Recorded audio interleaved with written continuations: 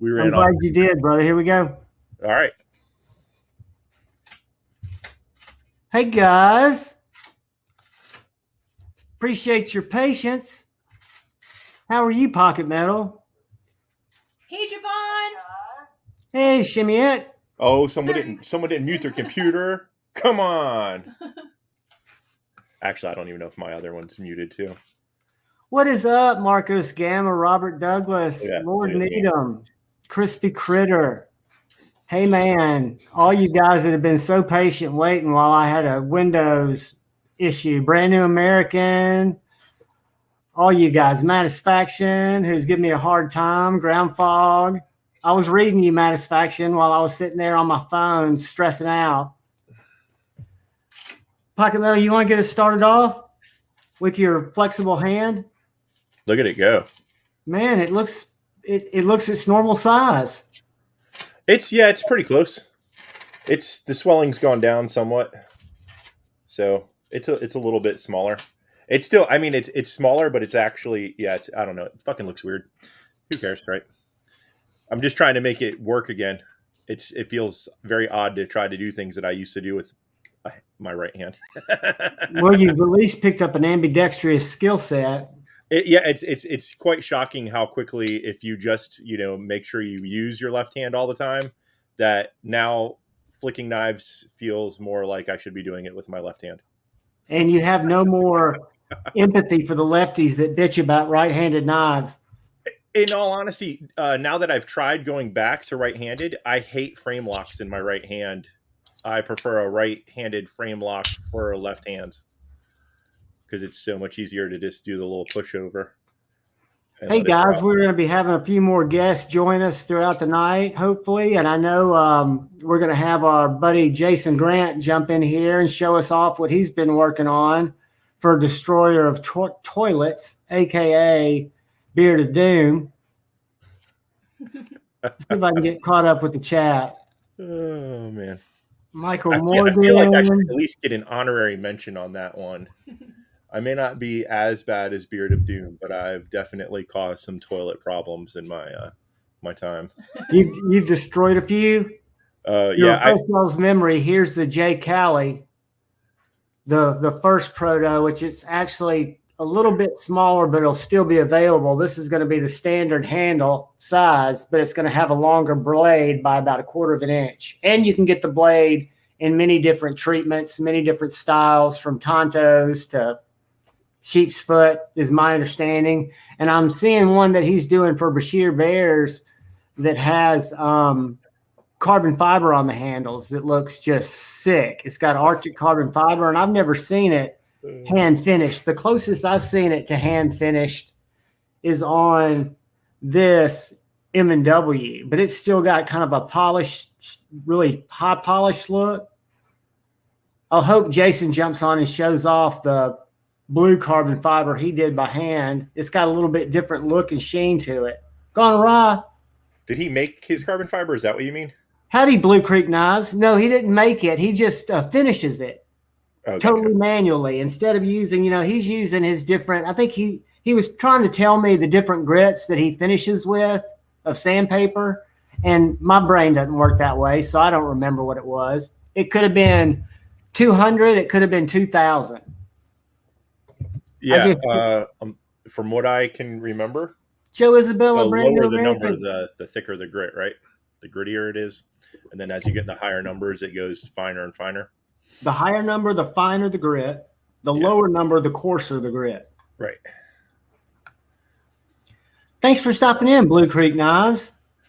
Yeah, Mr. Brian. Glad to have you here, buddy. I don't even know what my ticker says, Pocket Metal. Did I change it to episode 9? Oop, I put a little extra exclamation point there. Let's see how well I can multitask. It does, in fact. So how's your hand feeling? I know you're not supposed to be using it as much as you are. I'm not, but at the same time, it seems to me like if I am not using it, like when I broke it initially before I had the surgery, it was basically healed up in like 3 weeks. It was just healed all kinds of wrong. bones, and the bones were still what the hell is it called? They're not in the place that they should have been. Like everything was like smushed back some and shit. So, but it was, no more, the pain, there was no pain. I could move and still do everything fine. But then after they realigned everything and then pinned me all up, now everything's fucking sore. And I was trying to draw early and my hand starts fucking shaking like this and stuff from trying to like hold a pen. And so I don't want to let it go. Like it's supposed to be another five weeks. So I don't want to, wait 5 weeks of still wearing that brace constantly and not using it to do shit that I'm supposed to. Be careful, Lord Needham. Hey, can you hear that dryer? I meant to turn it off before I started this. Can you hear it in the background? I don't hear it, man. I just turned the volume up way loud and I still don't hear anything going on. I hear it. Hold on a second. It's driving you nuts. It is. You know me. I'm a squirrel. Hello, everyone who said hi, and those who didn't as well. Hear that? Silence. Nice. So did everybody have a fantastic week? How was your week? I'm sorry, Pocket Metal. I cut you off. Oh, it's fine. I just saw that you had those Starbucks. I love those. Those things are great. They're like chocolate milk. Yeah, man. It's like drinking like a chocolate milk or like a canned milkshake or something like that. That gives you a little crack boost. Yeah, I've got a backup. This is just my white chocolate one. I like to mix them up. I get a dark chocolate or a regular chocolate and a white chocolate, which for those of you that are wondering is about $8 fucking bucks worth of Starbucks. That's crazy. Yeah, all that shit's gotten kind of expensive. That's what after seeing why am I? My brain's fucked. But fucking what Scott's post all the time with his rock stars. I was like, you know what? I'll try Rockstar. So the Starbucks ones are like $3, and I do love the coffee ones. They're really good. But the rock stars, we can get them for like $1.30. And that Rockstar strawberry one, the strawberry, the whipped strawberry, god damn, that shit's delicious. See, I swore off. I used to have a bad problem with Red Bull.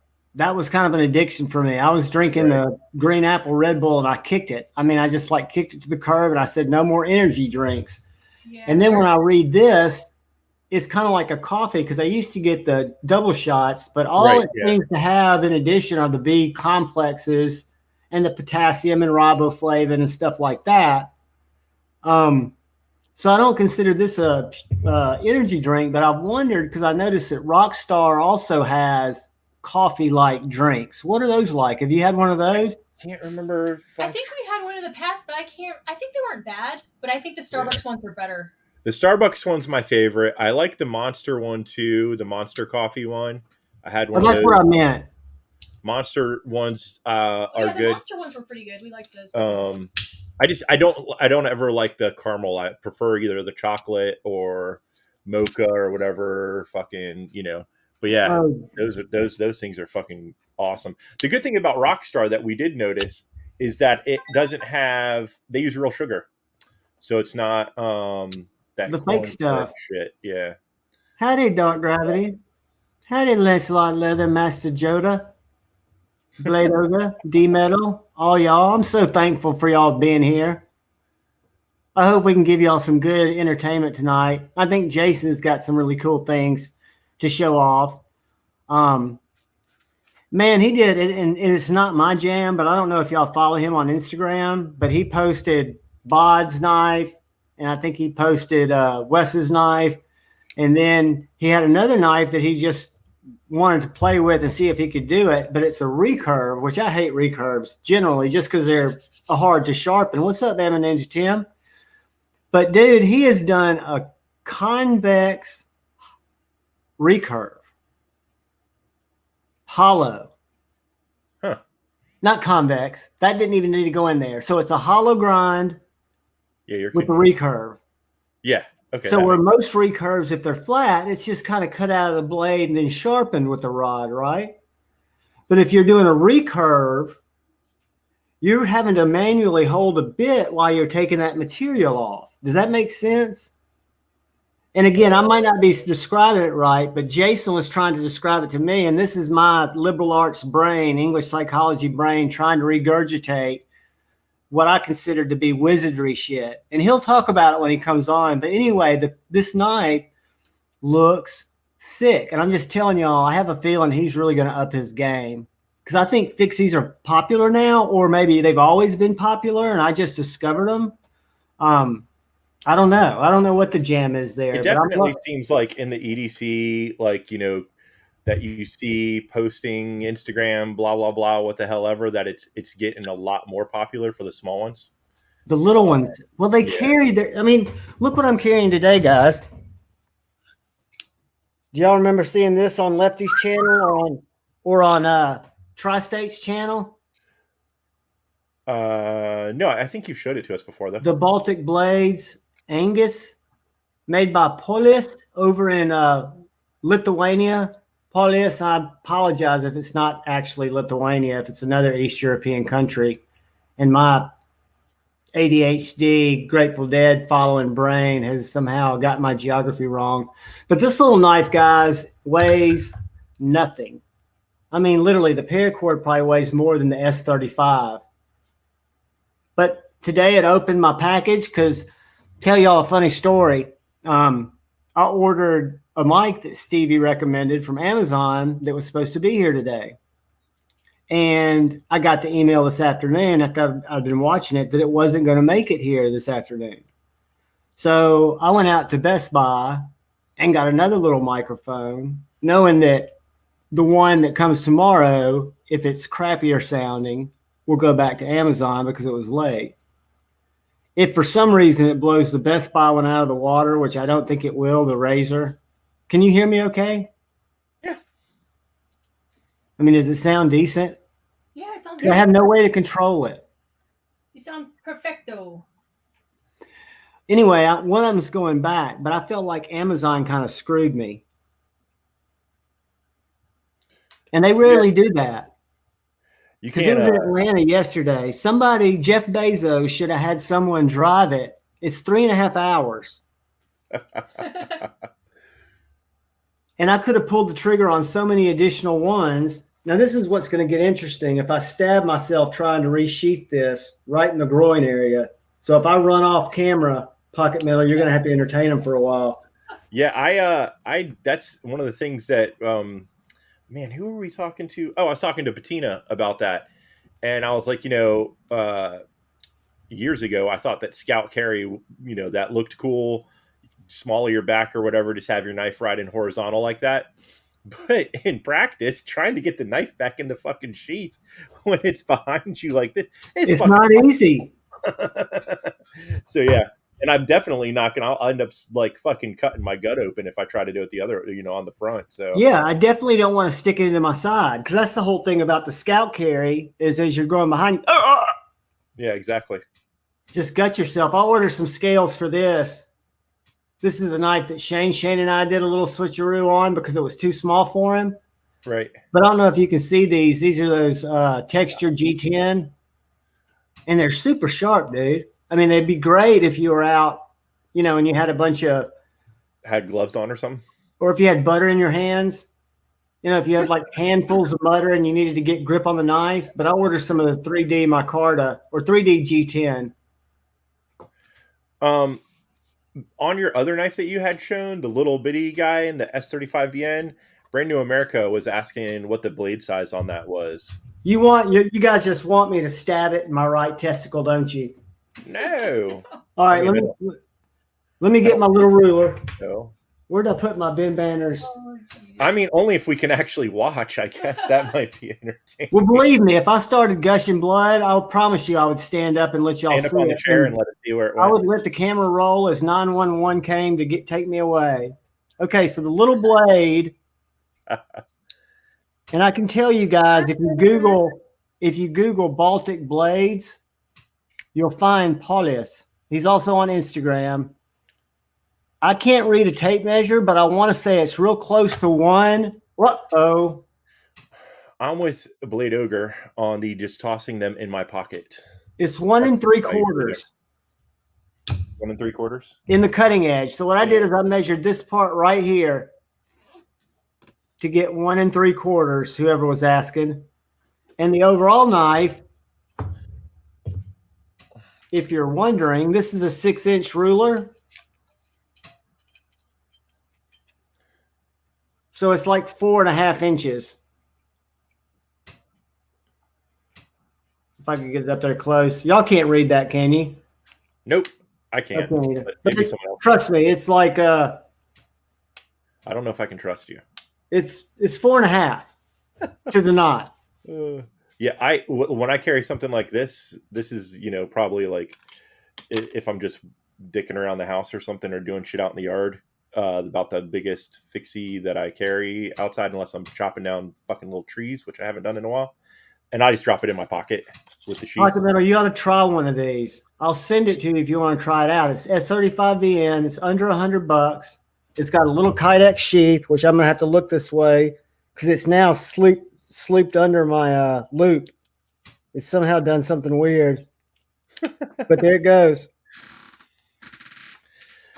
I'm just so other than just for the couple seconds difference that it makes, I guess, than just using a regular pocket knife. Like, what's the advantage of?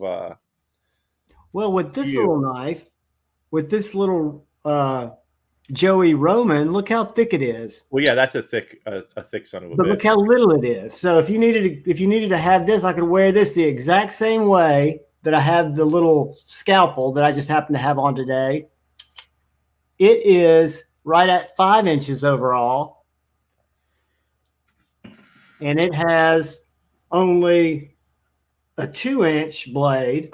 But if I needed to really process something pocket metal that I didn't want to get my folder on, like if I was carrying my GOM,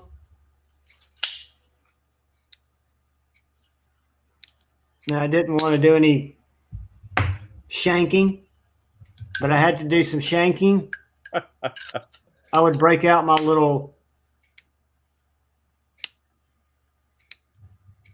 Joey Roman. Right on. And guys, we will do a giveaway later, and I'm sure there are at least 3 of you, and I need Chicago 23's address, but I know there are at least 3 of you that are thinking JuhVon's not going to send me my stuff, and I promise you it's boxed up with stickers in it. I was just waiting to get my stickers, and all your stuff will be out. Oops. A lot of people got theirs, but I still have stuff that needs to go out. Go ahead, Pocket Metal. I'm sorry. Oh, no, I was just saying this is all I've been using since I got it last week or something. I can't remember when it came in. But just, I carry other shit, but I've just been trying to use this. That doesn't look like a GUC. The Otter flip slip or something. It's from Terrain 365. It's the blade. So it's, not a real steel. Double detent?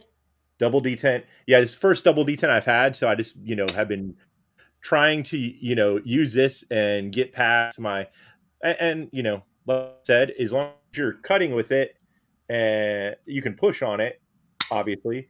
But if you're, don't be an idiot and fucking hold it like this and then smash your thumb into it, because then it will close on you. That's my point with not just slip joints, but with everybody getting upset. I know locks aren't supposed to fail. They're called locking knives. But I've had people tell me I would not use that Tucson Vandal because it has lock failure. It'll never fail on me because I know that I don't want to be swinging it over my head to where I could hit something. God forbid I'm short and I don't know what I'd hit. But I'm not worried about it. Is that just me being crazy? Yeah, I mean, it's you're not batoning with most folding knives, right? If I baton with that one, you're not supposed to lock out your knife in actuality. Right, but I mean, that's the only time it's going to cause catastrophic failure on a locking knife for the most part. unless it just really doesn't lock up at all. And I'm trying to remember what knife it was that just wouldn't, the lock just didn't do shit. Like it just was off completely. So you would fold the knife out and the liner lock just didn't even engage whatsoever. And in that case, then yeah, you got yourself a problem. It should make some sort of contact, but this, just with this little, you can just tap it close, and I've had no problems cutting myself with it whatsoever. So, it's been doing. Master Joda, congratulations, brother. I hope I'm not responsible by putting A to Z EDC on you to do that first exo slip, and then you started doing exo slips, and then you had to get the bug. So I hope you don't hold that against me. But guys, this is what we're going to give away later tonight, or this is what we'll start with. Is that a Civivi? It is a Civivi Brazen, and it's the Tanto version. It's a little bit different than the Drop Point Brazen in that it's D2 stonewashed. It's never cut anything but paper. I can reverse flick it. It's a full-size knife. It's got just smooth action.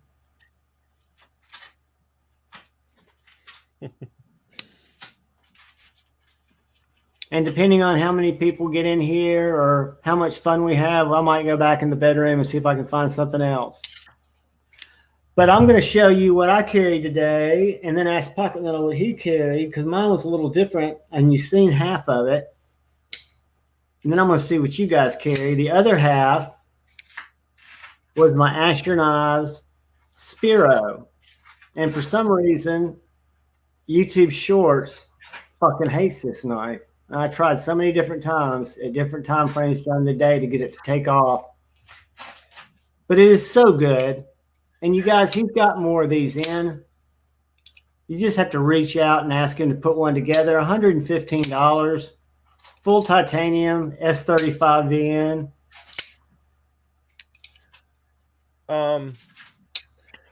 Do you think that the possibility is just that because it's a smaller company? Have you seen anyone else's reels do well with Asher knives? I haven't seen anybody's, but I've been just playing the real game, and I'm not even going to go there on Instagram, but I've got a story there that'll make me sound like Ian. But it doesn't matter, Pocket Metal, the knife, I don't think.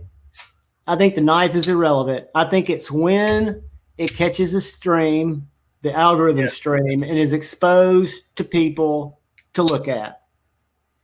Because if I look at my top 5 viewed shorts, I think my number 1 is the Sharp by Design Mini Tempest. And then after that, it's a budget knife. That is, but there's a budget knife that's in there too, and I don't know which one it is, and it's not a popular knife. And on my long form content, call it long form, 6-minute videos, fixed blades are getting more interest than flippers. Huh. But I'm just learning how to do titles, how to do thumbnails. I'm changing that up. But would you carry, Pocket Metal?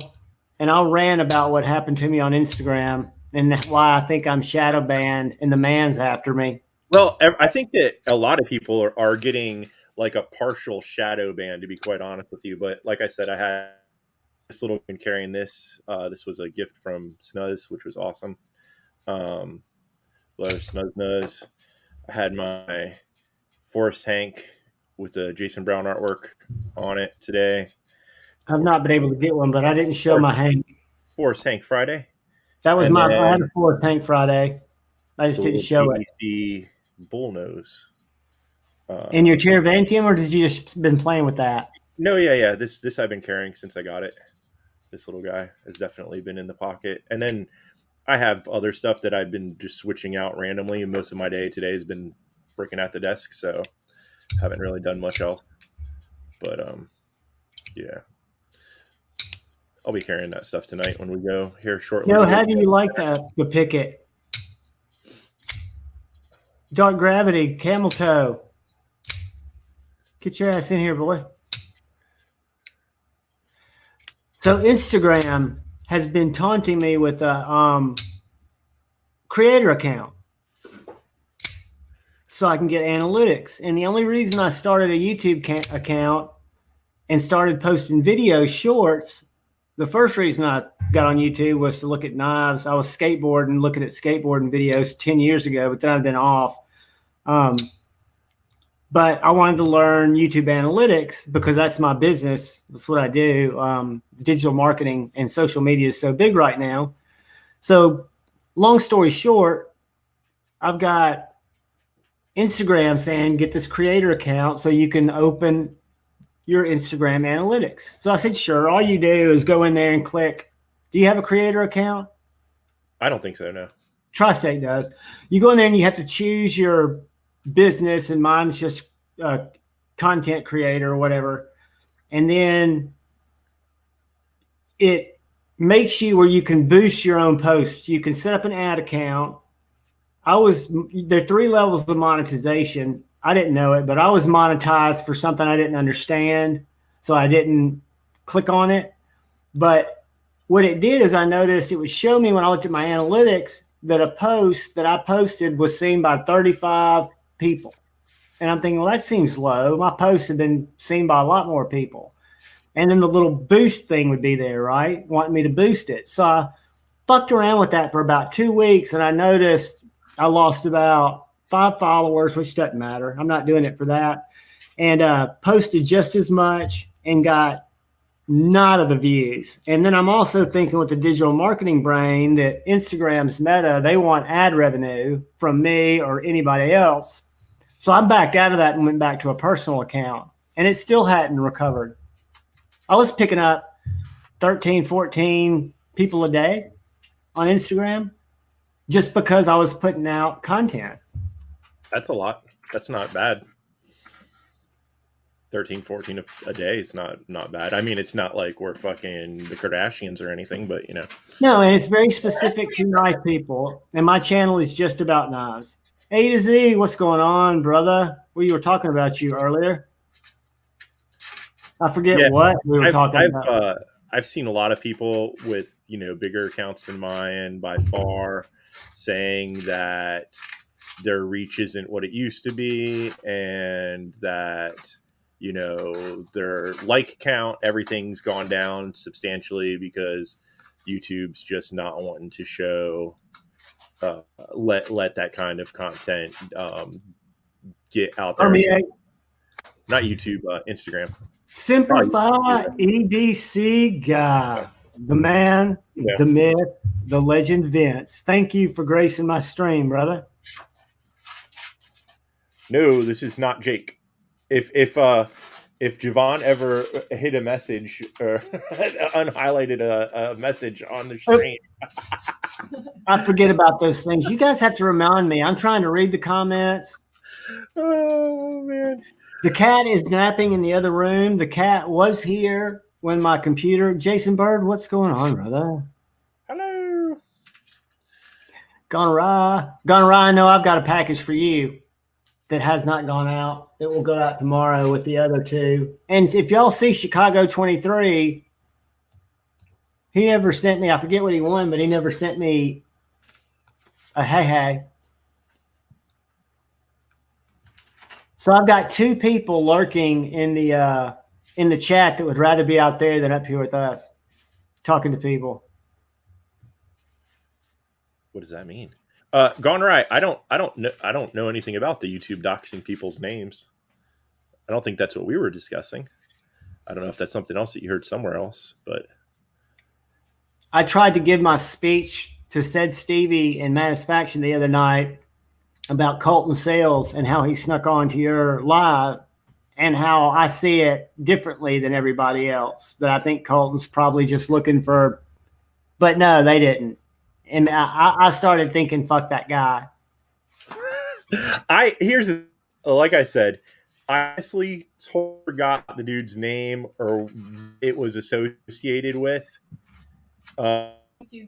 So didn't who he was, but old comments started saying, "Hey, get that guy the fuck out of here!"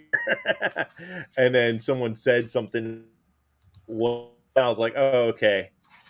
And yeah, so I realized my memory. No need, buddy. That's not the reason it didn't ship. I've been traveling, and I'm a slacker. No, let me tell you something. Howdy, Ed Harrison. When listening to Stevie talk about it, and then listening to Manusfaction talk about it, I remember it. I was there, but I wasn't altogether there. It was an asshole thing to do, regardless of if he said he knew how it worked or not. I just try to find the good in people. And I looked at him as a younger person, that maybe doesn't have a high emotional EQ. I think. But I think you did a great job, Pocket Metal, at giving him a path to redemption. I don't know that that's what I was doing. I was just trying to not be as much of an ass for some reason, which is no. Really, you made a very good make this a learning experience. He was a young man who needed to hear it from somebody like you, and hopefully he'll stick around. We'll see him in the chat, and hopefully everybody will know that who would have been the first person to give him a second chance. Be Upwood, Jason Brown. Yeah. And the thing, though, someone trying to explain to him what's going on, and he's like, said something like, didn't care, or something to that extent, and then that's when it really got people, I think, pissed off. Well, it's worse than that. I don't know. The motherfucker went to Elders Live afterwards and was talking shit about us. That's the most funny thing ever is Puddles. The thing is, honestly, and I've talked about this before, I take medicine for my brain because it's not, and they had just upped my messages speakers, so I've been kind of fucking like in a zombie mode more than ever. Is it still trying to level? So that has a lot to do with the fact or why I was, and not very agitated at all. What's the proper etiquette on butt scratching? Scratch it if it needs scratched. As long as it's not facing someone's face too closely, I think is a good way to. What's up, Trey Pitton? Yeah, I hope though. I felt bad for Colton. I mean, I could tell he knew that he'd been kind of caught, but then he leaves the live and goes to Mike Elders, I find out, and talks shit about us, being assholes to him. Oh, last week? Yeah. You bounced him. I came on and he went and talked shit about us after I was trying to pay for this road to redemption. So finally I just typed in to Maddie and Stevie, fuck that guy. Gary will eat Colton, hopefully. I think he's a little too old for Gary. Vince, what time are you doing it tonight, buddy? Have you done it already? Do we need to direct people over there and Pocket Metal and I chat? A to Z, Dark Gravity, I am disappointed in y'all. Y'all don't want to be up here and talking. Tactical Terry. What did everybody carry? It says tomorrow. Tomorrow. Today's Friday. Okay, my bad.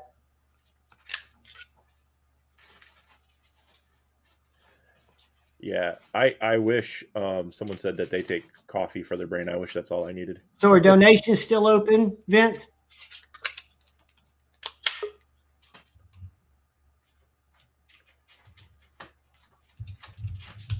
Hey guys, I'm going to try to get everybody here as a mod, and I'm going to go open YouTube while Dark Gravity talks, and I'm going to post. I'm going to make Vince a moderator because he hadn't been in here before, because I want that link up if it is still open. In this angle, Dark Gravity reminds me of Ron Swanson. I don't know who Ron Swanson is. How are you, Mr. You don't know who Ron Swanson is? No. Come the fuck on. What's his real name? The actor Nick Offerman. I don't watch TV. I haven't watched Son of a TV. fucking bitch. All right. He's very entertaining. Ron Swanson is I haven't fucking watched TV in hilarious. nearly 10 years. Oh my god, dude, Ron Swanson is the best. The name's vaguely familiar, but I don't know who he is. But I haven't watched TV in like 10 years. I'm just weird that way. But I will, Vince. It just takes me a second. I'm on a super slow ass computer, and I've got to go open. So y'all just keep talking, and Vince, I'll make you a mod here in a second. I wish I could share a picture, but I can't because JuhVon has to do it. Let me see if I can. No, I can let you share. How do I do that? Hold on one second. I have to find it and then. And I just approve it, right? Yeah. But no, I was just sitting here listening, and John telling me to come in or to whatever, get on here. Well, I figured you and Jeff could come in and add well, some. I was just sitting here listening because I'm not a fixed blade guy, and I didn't figure. I know Pocket Metal's here. I know Pocket Metal's here, and he's interested in what I'm saving up for. But what are you saving up? I don't know. I'd love to get a 77 and stag, but I don't know if I'm ever going to get one without chopping off my testicle and selling it. Simplify, you should be able to post that link now, buddy, and feel free to spam it. This link that's getting ready to come up, guys, is a charity raffle that not only has absolutely amazing prizes, it goes to a fantastic cause to help veterans. And Vince, if you want to come in and talk about it, let me know, and I will send you via Instagram a link, and you can come up and you can talk about, how this is actually helping veterans, what it does, what makes it different. Hey, Mike Jernak, Michael Morgan. So just give me a thumbs up if you want me to send you a link, or I'll tell you what. While we listen to Dark Gravity, I'll send you a link anyway. Send you a link. Tell you what. Wow. My voice is annoying as shit, and hearing it twice is unbearable. Sorry. Put this up. I put it down at the bottom there, JuhVon. I feel like the angle matches good enough. If we just had a picture of him with the hat, it would go perfect. So, are you trying to get one of the last ones? One of the last 77s they did in Stag? I just love the I guess you call it a spear blade, Yeah. That's the blade shape I want. And I want a Barlow, but my dream is to have a stag. Gotcha. Those last runs of the 77s they did, it was like an exclusive through Collector Knives that he had the stag ones made. And yeah, so those are gonna be a little pricey on the secondary, unfortunately.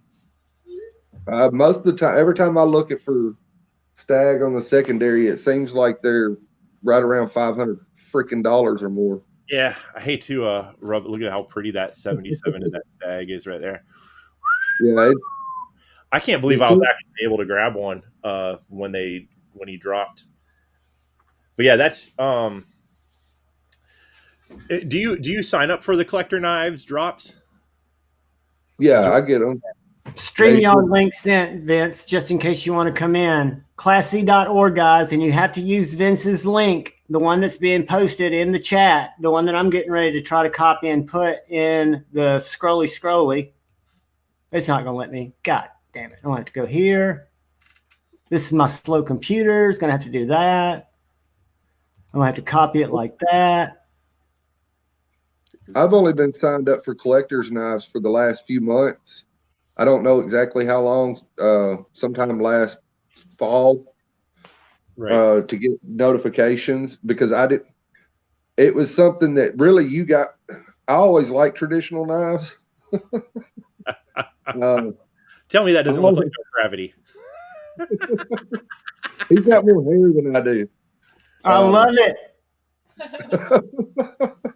Dude, if the thing is though, is his character on Parks and Rec such a fun character. Is so fucking hilarious.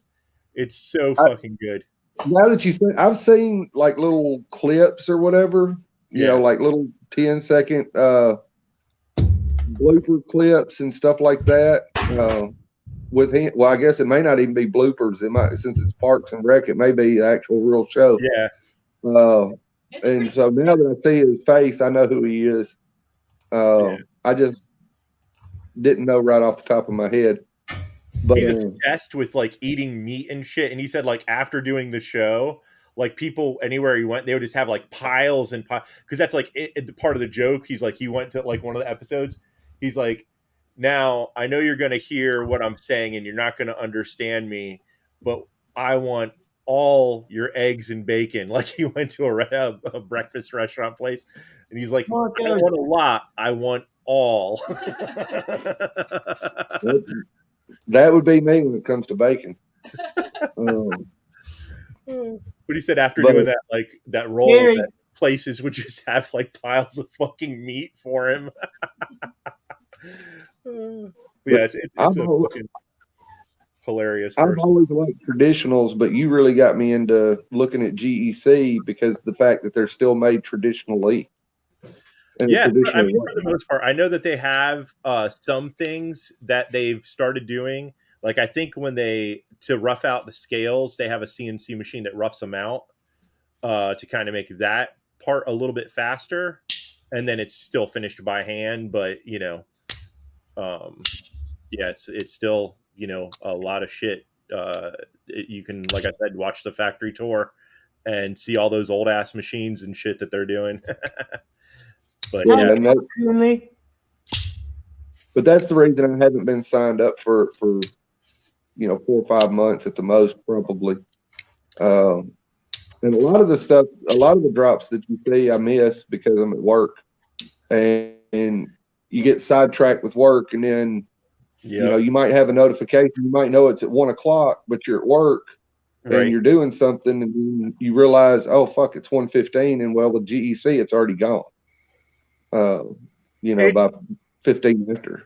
Oh yeah, easily. I've been quite surprised. The last 2 drops that they did with the harvester and the cotton sampler, the ones in my Carta have lasted way longer than ever in the past, which is very surprising. I still think some of the stuff there's just so much dropping together. Now, of course, I know with GEC, it's kind of a different market, but there's just so much, whether it's pre-orders or whether it's people dropping their stuff. It just seemed like right after Christmas, everybody and their cousins, brothers, uncle dropped their fucking knives, and nobody's got money. Yeah. Or everybody's tapped out between Christmas and having so many drops and things of that nature come all at once. It seemed like right after the first of the year. You think I need RAM? I know I am. So, like I see someone say the GEC game sucks. It's it's one of those things. It's a small American company. They can only make so much stuff. And like if you watch their page, their website, you can basically see what they're working on every day because they post pictures of it. I'm welcoming Jason in, and I'm going to stop sharing the screen for just a second. What's up, Jason? What's up, guys? How are you? Doing great, man. Hello. Good. Got Pocket Metal and Dark Gravity on with us, and a room full of people. Mr. Green. Hi. I just snuck down to the garage, dude, to get away from the kiddo and the wife. Well, we won't keep you long. What do you got, man? This week I did what's his name? Kevin. I did this little knife for him. Destroyer of Toilet / Beard of Doom. Yes, that guy. I just call him Kevin, but yeah. Yeah, I did this little guy for him. It's the same as like your little J-Cal, except bigger. It has a 4-inch handle with a I think it's like a 3 1/4 inch blade. That battle black or whatever. What's the spine treatment? What's that? The spine treatment. Oh, I just did like a little bit. I just did that freehand. Let me make you big. Okay. I'm sorry. Let me make you big. I'm Green Pea. I'm learning this stuff. Yeah, me too. And my computer's slower than shit. But you're big now. Yeah, I just free-handed that just on the 1-inch wheel on my grinder. A lot of guys will use a file to do it, but I'm super impatient, so I just do it on the grinder, you know. Dude, it looks great. Thanks. Yeah, sort of that rock, stone deal. Is that a taller blade? Yeah, this one's about, what is this one? Give me a sec. About an inch, just over an inch, maybe an inch and 1/16 wide or tall. All right. And it's 3/16 inch thick. And this one's 3/4. Yeah, no, this one's 3/16. This one is. That is beautiful. Yeah, and I put a little lanyard hole in it for him. Doodads. Yeah, doodads. He liked this one, but he didn't, it didn't have the little butt plug. Doodad hole. Yep, I remember he said that.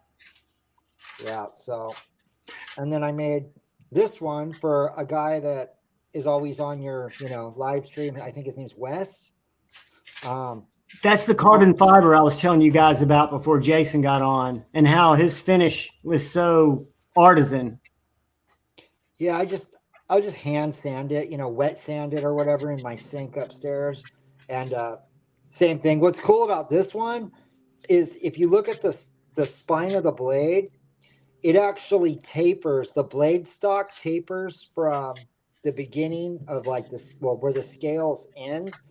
It gets thinner as it goes down, And then I did 2 plunge lines. So there's a hidden plunge line that's underneath the front of the scales that melts into the finger choil. So that's the first plunge line. That's where it starts to taper. And then I did another one back here, which you can see. I did that on purpose to get that battle worn look. And then that's like the second bevel. And then you have your, your little guy, your micro down here. And that one looks like it's a little bit more, what would you call it? Flat of a belly. It looks more. It is. It's a flat grind on both sides. That blade shape is the shape of a Kiridashi that I keep bringing up. That I need to get with you to have made. That is the blade shape of a Kiridashi, except for it be a chisel grind if it was an actual Kiridashi. Yeah, so I remember you saying something about that last time I was on with you guys. So that's why I did that blade shape. I was thinking of what you had said. I just gave it, instead of a totally straight, straight edge, I gave it a little bit of a belly. Jason, that is outstanding, my man. Is that Arctic carbon fiber? Yeah, it's that, fat carbon fiber or whatever. Uh-huh. Arctic Storm, I think they call it, or the marketers call it Arctic carbon fiber. Yeah, I think that is what it's called, actually. Beautiful. And what do you call that finish? Is that what you call the? I just call it like battle black or brigade black. I like brigade black. Yeah, I just it's kind of a mix of acid etching, and then I also use since this is carbon steel, I use gun bluing, and then I use like 1000 grit sandpaper, and then I hand sand everything. To get like, I don't finish my bevels on a very high grit belts. I finish these at 80 grit. Most guys do like 120, 220, or up to 400. I use 80 so that specifically on the battle worn ones, so you can see the lines through, the black. I hand sand them with, wet sand them so you can see the little, the scratch pattern show through. Yeah, you can't get that look by tumbling them. Like a lot of guys, they'll acid etch their knives and throw them in a tumbler to get that sort of, tumbled look.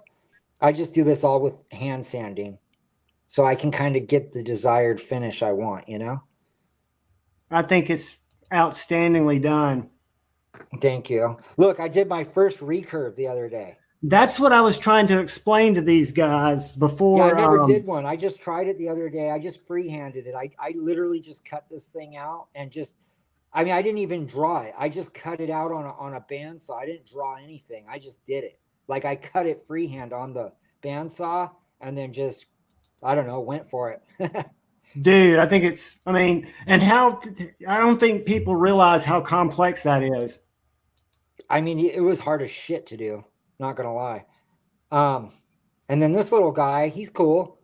I'm I not think done he with is him. very cool. I would love one like him. What's he going to go for about? Same about 240? Yeah, maybe a little less, 180-ish, something like that. Because I'm just gonna do him pretty simple, like just black G10 or maybe black micarta, maybe a couple mosaic pins, you know. And look at this little dude, little guy. Oh, that little chode. Yeah, he's not done yet. He's gonna have a belt satin bevel, like right here, like a big guy. So it starts tapering back here, right? Kind of like that one does. And then it'll have another bevel here. That's where it'll really taper, and then you'll have your micro at the end. Is that one sold yet? No, I just made it to make it. I'll buy it. Yeah, this is a little dude. I like it. Dude, that's got me all over it. And you can do Kydex now, right? You can do a little Kydex wrap for it? Yeah, no problem. That's easy. Yeah. Yep, JuhVon will take that. He'll be cool. Yeah, I'll do the same finish similar to like this, but I think I want to do a two-tone. I want to do a satin, this part, this line right here, this bevel. I want to do that satin and the rest battle black. You do it the way you were planning on doing it, however you want to do it, and then I'll PayPal you for it. Oh, awesome. Cool. Yeah. That one's sold, so don't let it go anywhere else. Sold. Yeah, this one, dude, I'm probably just going to sell for super cheap. I'll probably just finish it just to finish it. And, dude, I'll sell it for dirt cheap because it's not perfect. That's got Kevin written all over it. Show him before you let it go anywhere.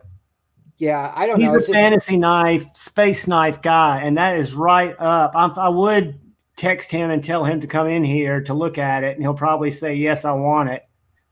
Yeah. But maybe send him a picture of that with his. Yeah, I'll finish it first. When I make knives, if nobody shows interest, they just go into a pile, like this guy right here. This is my new kitchen knife, dude. This is one of my first knives I made. I think this was like my third knife I completed. I love the height of that fucking blade, dude. Gnarly, huh? Very gnarly. This is my first like flat grind. This is like my third knife I made ever. Now it's my kitchen knife. Well done. Yeah. Chop, chop, chop. What else? Yeah, I mean, that's about it. Nothing really new. Just waiting for the trippers to come in. Yeah, that's it. I've still got to get the tripper. How long is the pre-order going to be open? It'll be open. Shit, dude. It'll be open until I, get rid of half the production. That's how my pre-orders work. Once I sell half of the whole production, that's when I close the pre-order. So it'll still be up for a few weeks, I'm sure, because I'm like a nobody. So it takes a while for me to sell out. You're not a nobody, dude. You're not going to be a nobody for long. Did you ever talk to your web guy or to see if it was possible to add Sezzle to your site? Oh, you know what? I did. I actually have to text. I'll text him tomorrow. I'll get that thing figured out, though. Dude, don't do it if it's going to cost you money, because I don't know how much it does, and I know it does cost you money. It's not that much. It is a little bit, but it's not that much. I mean, if I could sell more faster, I feel like. Put it this way: I have to wait to get paid 2 weeks. And then I get my bigger check if I'm not in a position where I've got other bills to pay the second half of the month. But with Sezzle, I don't even have to think about that because I can break it into 4 payments. Yeah, I mean. So it becomes 4 budget knives. Yeah, that's a good way to look at it. When you think about it, you take that and divide it by 4, and, we usually get paid at least every 2 weeks. Hey, Kyle Coonley has a question I'm going to throw up on the board, and then I'll put Vince's link back up there. Can you see the quotes that I put on there? No, just tell. Dude, he says how much for the recurve? He said dirt cheap, and for the warranty with the hole in it. This dude, depending on, so if he's interested, just give him my Instagram, have him DM me. You could even give him my phone number. I don't care. Kyle Coonley's a good guy. I'll have him pick out I mean, they'll be cheap, dude. Like this guy probably around 160, 180. This guy probably around 150 just because it's my first recurve. And I don't want to charge it because it's not perfect, you know? There's things I see that could have been done better, but it will cut. I promise you that. No, and it looks it's an art piece. I mean, that is the Jason Grant original, handcrafted in sunny CA. They can choose like what kind of handle material they want. If they want wood, if they want, micarta. I got vintage butterscotch micarta, all sorts of G10 different liners. I got copper, brass, all that shit. Dude, you're turning it up out there. That is just awesome. Check out these new fucking mosaic pins I got for lanyard holes. How sick is that? That is very sick. Is there anything around it or is it just thick? Yeah. No, it might be hard to see on screen, but it's an actual mosaic pin. There's like probably 8 little brass circles around the hole with little, dude, it's rad, dude. Maybe I'll post a picture of it later on my Instagram so you guys can see. But I'm going to use this for a lanyard hole on a couple of my knives I'm going to be making here pretty soon. Mosaic pins up front and then this as a lanyard hole in the back. And it's 5/8 big, so it's big. It's, thick, right? That's what she said. Hey, the Knife Inquisitor says thanks him for sending off the 2 prototypes. He thanks you. Oh, well, he's welcome. Yeah. That's Mikey, the Knife Inquisitor. His name changes some. Yeah. Is that the comment that you wanted me to tell him, Budget Blades? I'm sorry, guys. I can't read. That's all right. I can't either. Edgy American just put up here. How much does it weigh? About that fucking much. My favorite Jason Grant quote. Yeah. I mean, I don't know. I still haven't weighed the mini gripper or the tripper. I couldn't even tell you within an ounce of how much this fucker weighs. Sweet, Kyle. I've got his number if you need it. Just reach out to me. Yeah, that tripper is, I'm going to guess 2.8. Yeah, I would think it's more than that, but I mean, I don't. Well, how much does the gripper weigh? Do you know? I have no clue. Heavy. Yeah, I don't either. I don't have a scale, or I don't have a scale that weighs knives. Let's put it that way. All that matters is it fits in your fucking pocket. Yeah, I mean, it fits in my pocket, and it's it's not. Don't you think the tripper is less than half of the weight of that? If it's too heavy, put a belt on it. I mean, the tripper is significantly lighter than the gripper. I can tell you that much. Yeah. I mean, it might not be half as heavy, but it feels half as heavy. Does that make sense? It did when I had it for that day and I was comparing the two.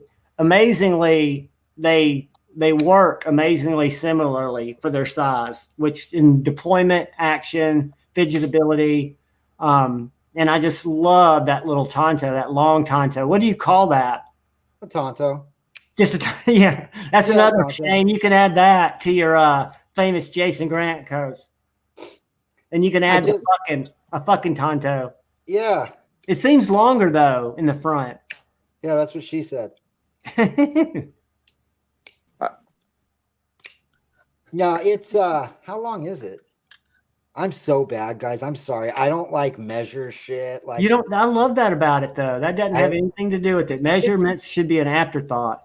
It's right. Okay, so I can tell you this. I think it's 2.98 inches long. I was trying to keep it under 3 inches for the people that live in the weird states where you can only carry a knife that's 3 inches or less.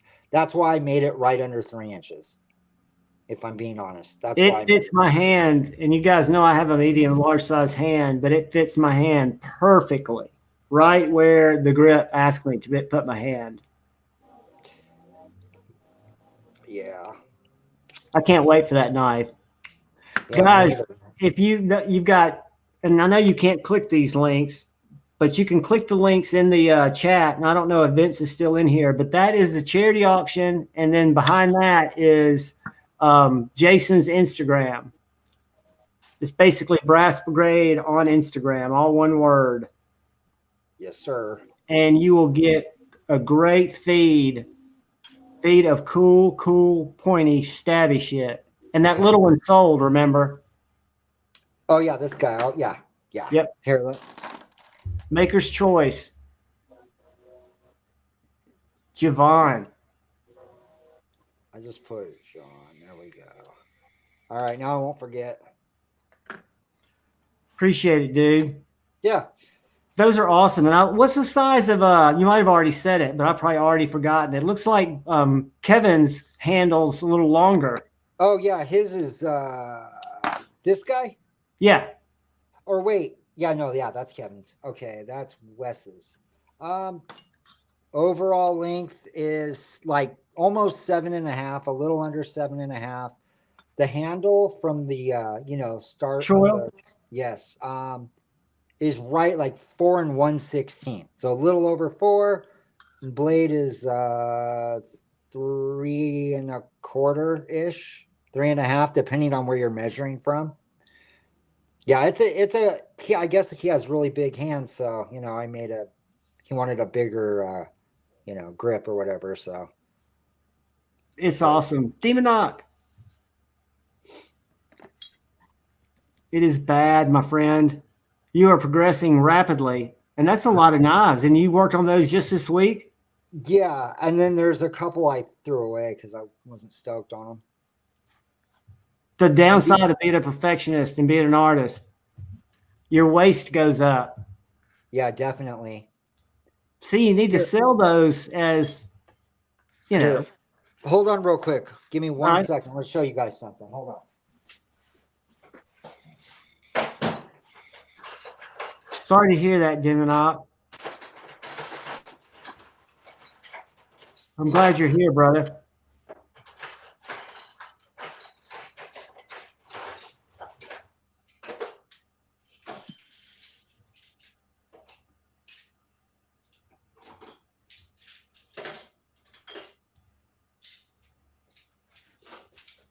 All right, you guys ready for this? Yep. This is about a third of the knives in the last 2.5, 3 months that I started that I was like, I'm not stoked on. So I'm. God almighty. That's a third of them. I can't carry anymore. Dude, those can all be finished, and they all like canvases, aren't they? No, they're trash to me, man. I don't like them.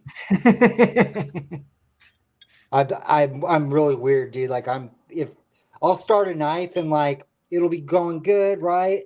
And something will happen, and I just immediately get over it, dude. I mean, look, there's just like right here on my table, like these are all ones that like I just won't sell. Like that's my kitchen knife. We know that. This one I was going to sell. I think I showed it to you guys last week, but then I got over it. And then the more I looked at the other ones, the more I was like, no. I like the way you say I just got over it. Yeah, but that pile, that's literally like a third of them. And those are the ones I kept. Those aren't the ones that just got sent straight to the trash. You know what I mean? Guys, what that means is not only is he a U.S. knife maker who's also a badass artist, but he's a fucking perfectionist. So that means if you order a knife from him, it's going to be a knife that's up to his standards. So it will be more than up to your standards or my standards. Well, I just tell the guys that buy knives from me, like, if you get it and you're not stoked, just call me and we'll figure it out. I'll either make you another one or fix it or give you your fucking money back. I don't care. I love it, dude. You're a fantastic human.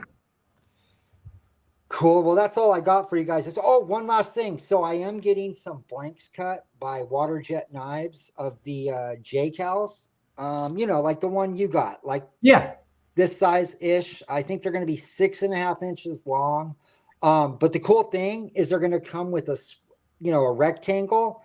So I could do, this blade. I can do this blade. I can do a Tonto, a Warney, drop point. I mean, any kind of blade shape you want with this handle configuration.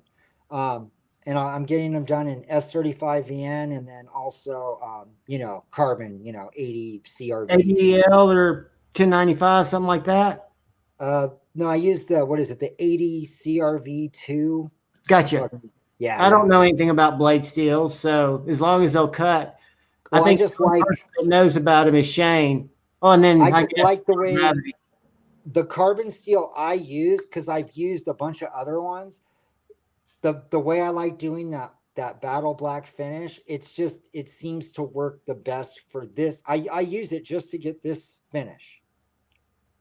In fact, all those knives I just showed you, all the trash ones, there's probably 8 different steels in there that I've tried that I'm like not stoked on. So I like Brigade Black. I think that should be your signature color. Yeah, Brigade Black. That's what it's called. Brigade Black, or sometimes I'll just say Battle Black, Battle Worn, whatever. Yeah. But Brigade Black, yeah, that's what I'm calling it. I love it, dude. I appreciate you taking the time away from your family to come on and share this cool stuff with us. Well, I appreciate you guys letting me come on. I really do. I appreciate all you guys. Thank you so much. Thank you, Jason. All right, I love man. you, Hey, brother. you guys, and I'll make sure that everybody's got a way to get in touch with you via Instagram, and that they follow you so they can see what you're up to. And we'll continue to lift you up, man. You do it with the knives. Cool. Thank you guys so much, man. Have a great weekend. You too, buddy. All right, guys. Bye. Bye.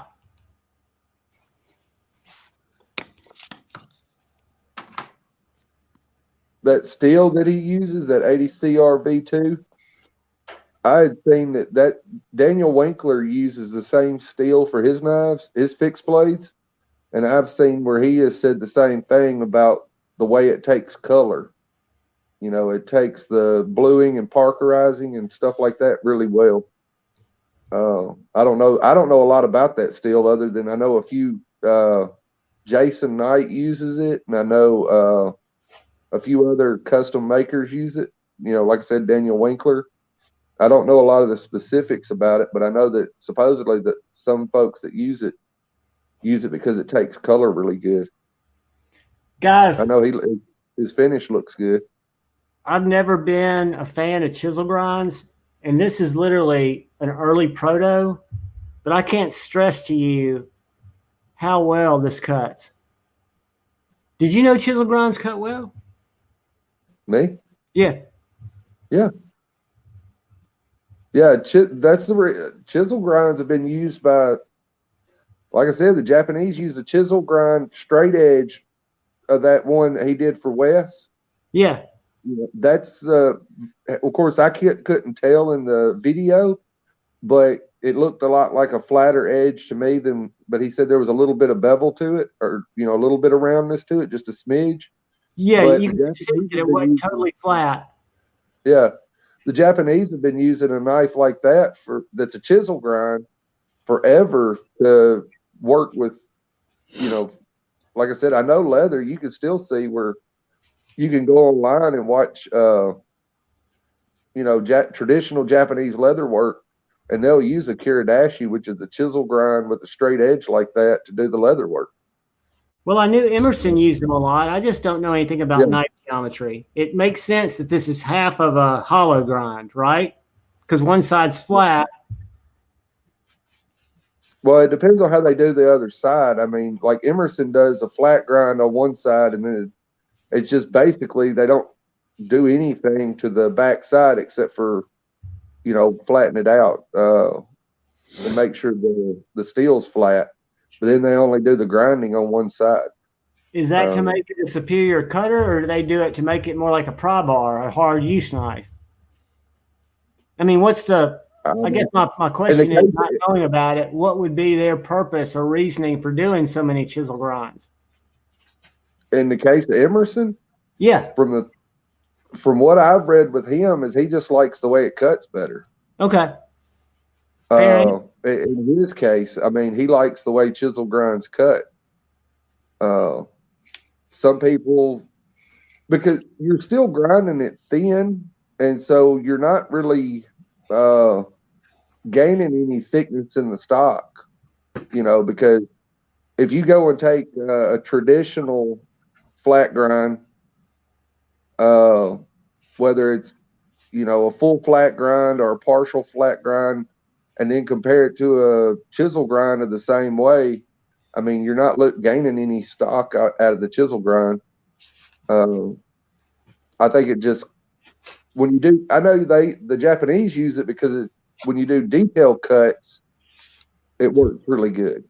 I mean, you think about woodworking knives are all chisel ground. Leatherworking knives are all chisel ground. And I think it has to do with the fact that you get that one edge and it gives you more detail. And you can get a lot short. I don't know, but I think you can get a lot sharper edge out of one. I can tell you this is sharp, Yeah. sticky sharp. And Jason will admit he doesn't consider himself a sharpener. He said if he could, if people wanted him to, he'd be happy to not even put an edge on it. Get it down to where it could be sharpened to whatever somebody wanted it to, angle-wise. Hi. Hey. I had to go take a shit, so I figured that was a perfect timing.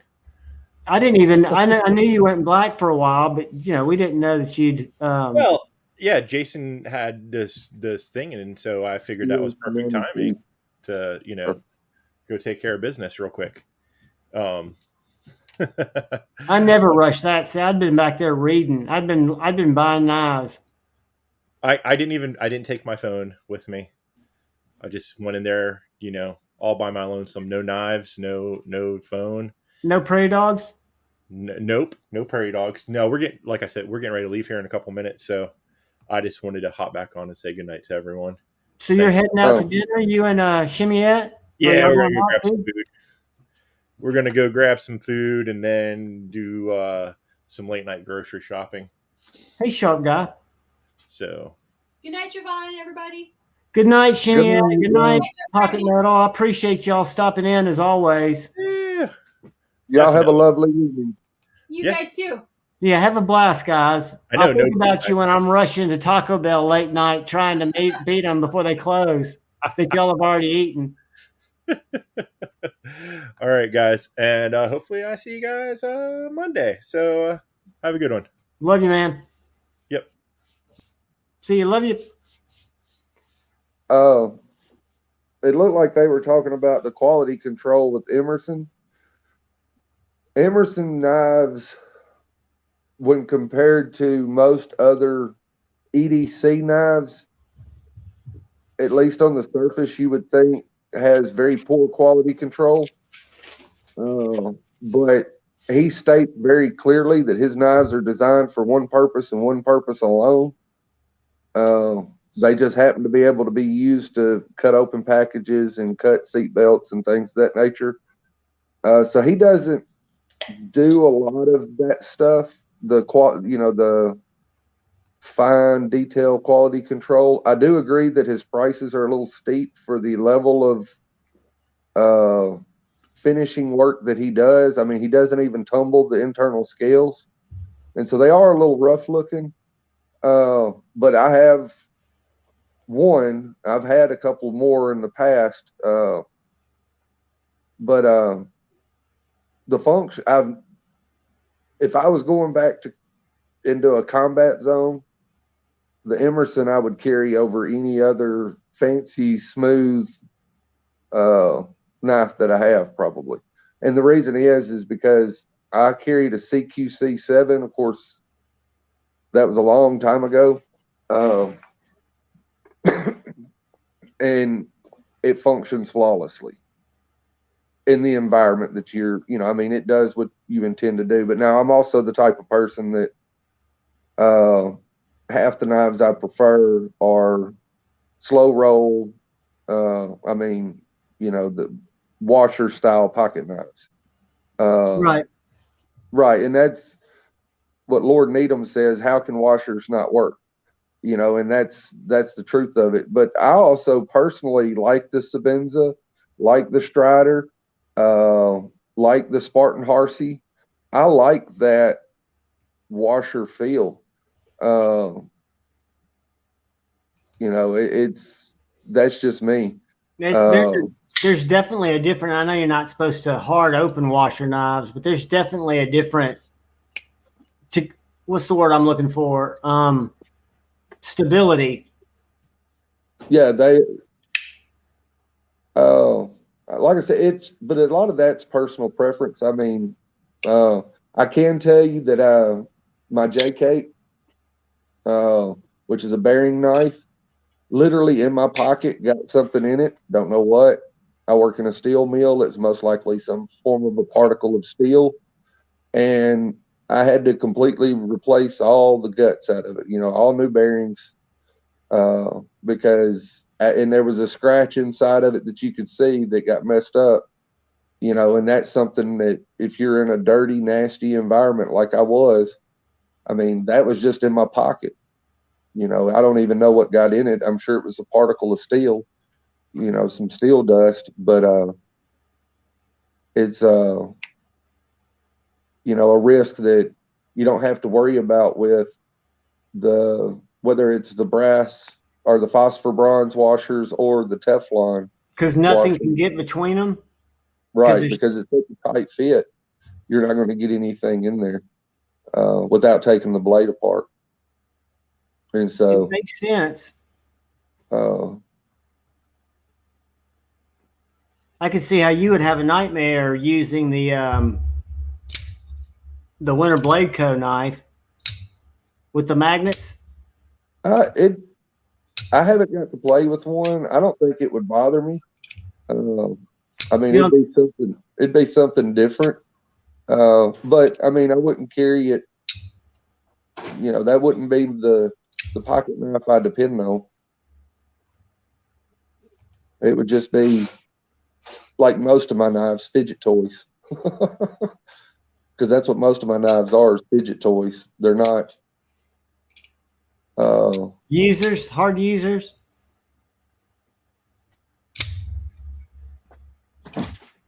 Well, I mean, all of them I think could be used because I use all of them. I mean, the one I probably carry the most now, and it's just because it's in my work pants pocket. It's in my work pants, because I change uniforms at work every day.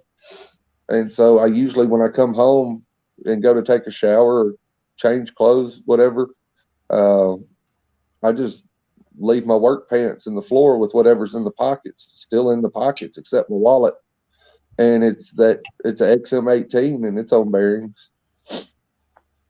And it works just as good as the others do. It's just with the JK, that was just a fluke. And it's just a risk that you run with with bearings over washers. Because you just got those little voids in there. Right. And myself personally, I never really thought nothing about it when I'd hear people talking about it in YouTube videos and talking about it in the chat and comments. And I never really thought anything about it until it happened to me. I didn't put much stock in it. I thought it was just one of them things that the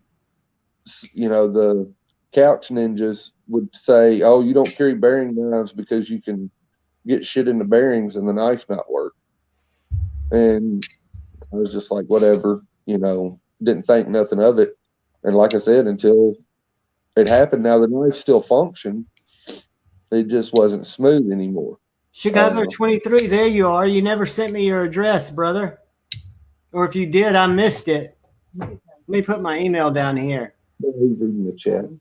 Oh, dude, I just saw Chicago 23 and I've got a box with his name on it over there. It's okay. Lo just called you a squirrel.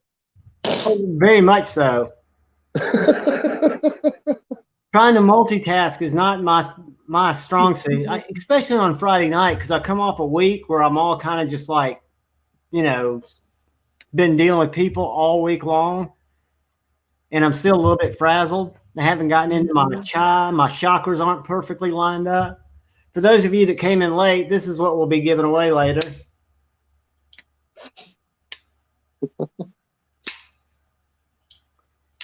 Shane say? Document every damn day about dead. What'd she say?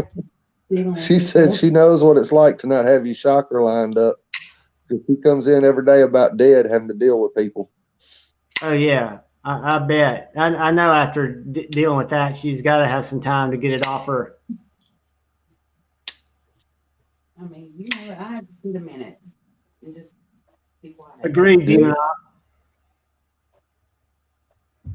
Kyle Coonley's got a question for you. Can you read the screen? Custom. Said Stevie. If they sent, it wasn't a custom, but I got a Spyderco one time that had a bad washer. It was like rolled up, and of course I just went to, was it knifeart.com or something like that, and ordered some washers and replaced it. But but yeah, I mean, if I purchased a custom knife and it come with, you know, washers that were tore up or broke, depending on the washers, you say ripped apart, which I guess technically small phosphor bronze, you could rip them apart. I'd be pretty pissed off, especially if I paid a lot of money for it. And I mean, most custom knives, you know, folders aren't cheap at all. So I would be pretty pissed off about it, because I mean, how the fuck do you miss that when you're making one knife at a time, or maybe two or three? I mean, you know, I know Jason just showed that, you know, that he's worked on a few, but it looks like he had a couple that weren't finished. One of them was an experiment, and all the other ones were like finished. And so you're doing basically one knife at a time. I'd be pretty pissed off at the maker, because I mean, to me, as you pay more and more money, you have a right to expect better and better QC. And then also, there's a cost to QC ratio that I use in my own head. Like if I'm ordering a Riot, I know it may be a $300 knife, but I know that it's actually about a $60 knife or $70 knife, because I know that that's what it costs Riot to make it. And then Riot's selling it to the guy that's buying it, that's going to sell it to me for $100 and something. And then I'm paying, you know, because the price doubles each time. It is, said Stevie. It's tonight's giveaway night. Sorry, Ravi. Oh, it's okay. And so if I'm buying from a custom maker and I pay $1,000, just to use a number, from a custom maker, I know that custom maker probably has X amount of hours, you know, plus sent the heat knife off to Peter's heat treat, so on and so forth.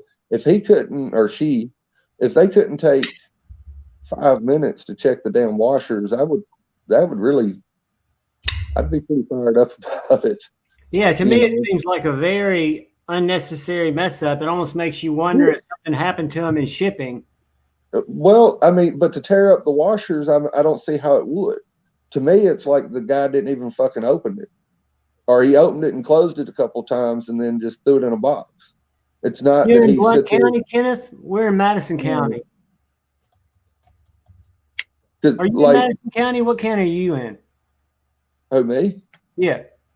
Oh, I'm in Limestone. Okay, I forgot y'all are Limestone, not Madison. Yeah, I'm about 7 miles west of Madison County. Madison County. But I watched I don't remember who was doing the tour. I don't know if it was Blade HQ or who it was, but somebody had a factory tour of Chris Reeve knives. And at the end of the tour, and now this is when Chris Reeve was running it. I don't know, you know, because I've heard some people have had quality control issues since Tim took over. But, and so it is an older video, but it shows at the end, and Chris Reeve even himself used to do some of these quality checks and he actually says in the video that he used to do all of them. That every knife that left his shop, he touched and opened and closed and opened and closed. And it shows a guy at the end, after it's put together, before it goes into the box with all the stuff, opening and closing the knife a few times and then actually making adjustments. And it shows the guy before him, you know, where they take and polish the washers and make sure everything's centered and smooth and things of that nature. And I mean, if they can do that with a factory knife, then somebody else can do it with a custom. Yeah. And I mean, to me, just as a business person, that's the easiest, shortest amount of time you have to spend in the whole process to assure that you're sending out good stuff. Yeah. Yeah. And that's why, that was my, kind of my whole deal with the fact that Leon Ma didn't check his knives. I mean, just flick them open and closed and then be like, okay, shit, these have got a light detent. And then all he's got to do is make a fucking Instagram post or send out a mass email to all of his customers. Because you know better than I do that you can CC everybody, in an email group and let them know, hey, these detents are going to be on the lighter side compared to what my knives normally are. I hope it's still okay with everybody. Your knife is on its way.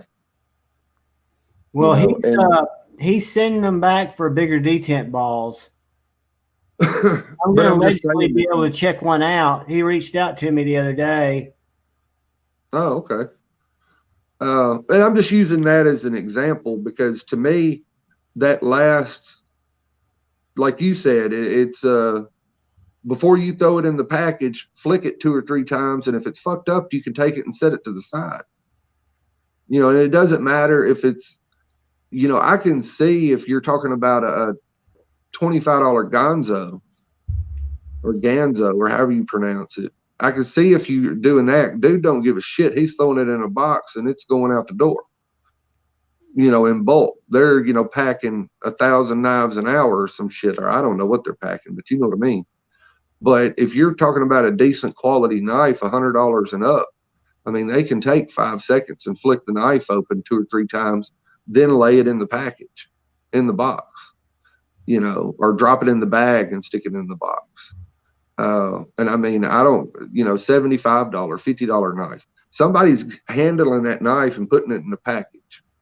It's not happening by magic. And to me, all these knives that are getting sent out, that the blade is touching the scale, because Spyderco is notorious for that. The blade touching the scale. And that's unacceptable. Right. Off center's one thing. Touching the scale is another. Dude or whoever is freaking checking that should have opened it once, closed it, saw it, set it to the side, let it go back and be adjusted. I mean, especially since every time you turn around, every time a daggum ant farts, the prices go up. And if they're going to keep jacking the prices up, us as a community have got to start raising hell for some of these things. And I'm not talking about the big things that that are astronomical changes, but little things like that, I think is, a lot more accomplishable. But then again, I don't know. I don't think the companies listen to us a whole lot. No, and I think that's a good point Jared made in his video about how Chinese companies reach out to the community, and American companies don't seem to want that feedback to how to make things better. Well, I don't know how true that is. That just was, guys. This is that donation page when Superflies got set up, and $10 gets you in for. I mean, the Rosie out of his personal collection is just one of the knives. There's a TRM Shadow.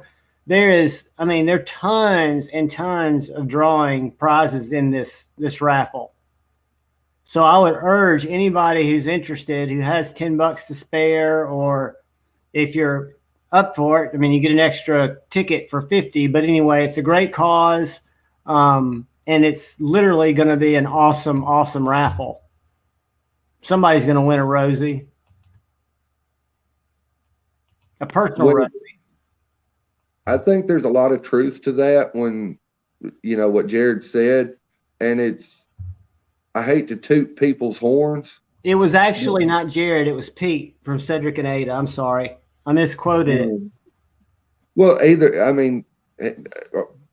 he's still a reasonably good example. The only reason I think he's not bigger and wouldn't be more valid of a point is the fact that he's in Australia.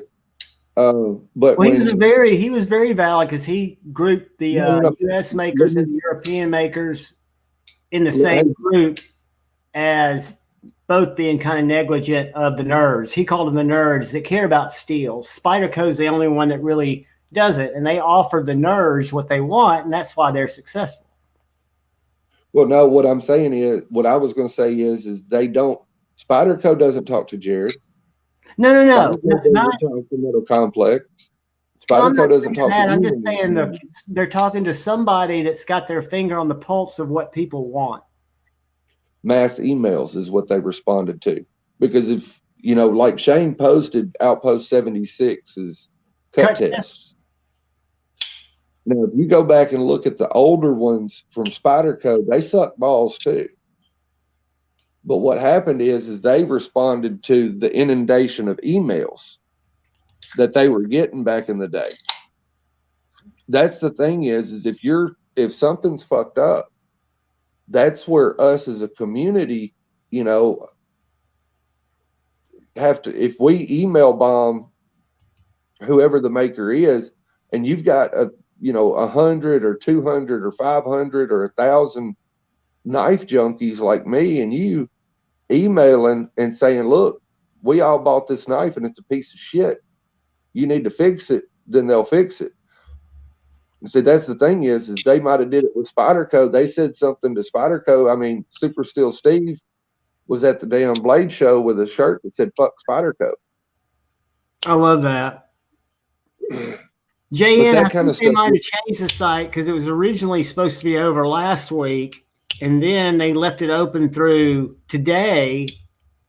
I thought the drawing was today, but evidently they might have left it open for one more day. So I don't know if they just changed some of it, but that's the link that that Vince posted in the chat that I clicked on. But no, these knife companies are just like every other business in the world. You start threatening their money and they start to do stuff. And I'm not a cancel culture kind of person because you have a different opinion. But if I'm buying your products and your products are shit, then I have a right to stop buying your products. Absolutely. And if you care about the steel quality, whether it's, somebody charging $150 or $200 for D2. I'm not talking about CPM D2. I'm talking about regular D2. Or shitty heat treats, or something's constantly wrong with the knife, or the knives they're putting out. If you feel that way, you have a right to voice it and stop spending your money. And if all of us as a group would start doing that, like we did with the whole heat treat thing, then some people might start to pick up on it and look at it. Absolutely. And listen. And Spyderco just happened to do that. The other ones, right,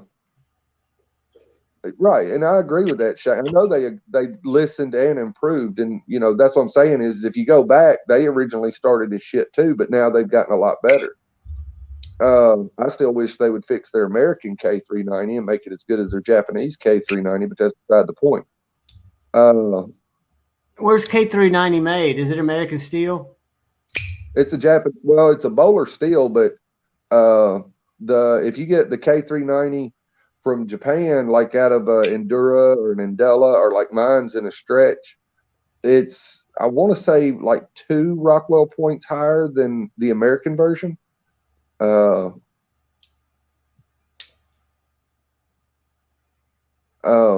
it was, and that's, but what I was gonna say, finish my thought is, if you get a PM2 and K390, I want to say it's a couple of Rockwell points lower, and so it doesn't cut as good and as long and hold the edge as long as the Japanese made versions. So it's the heat treat differentiator that makes the Japanese superior in your eyes?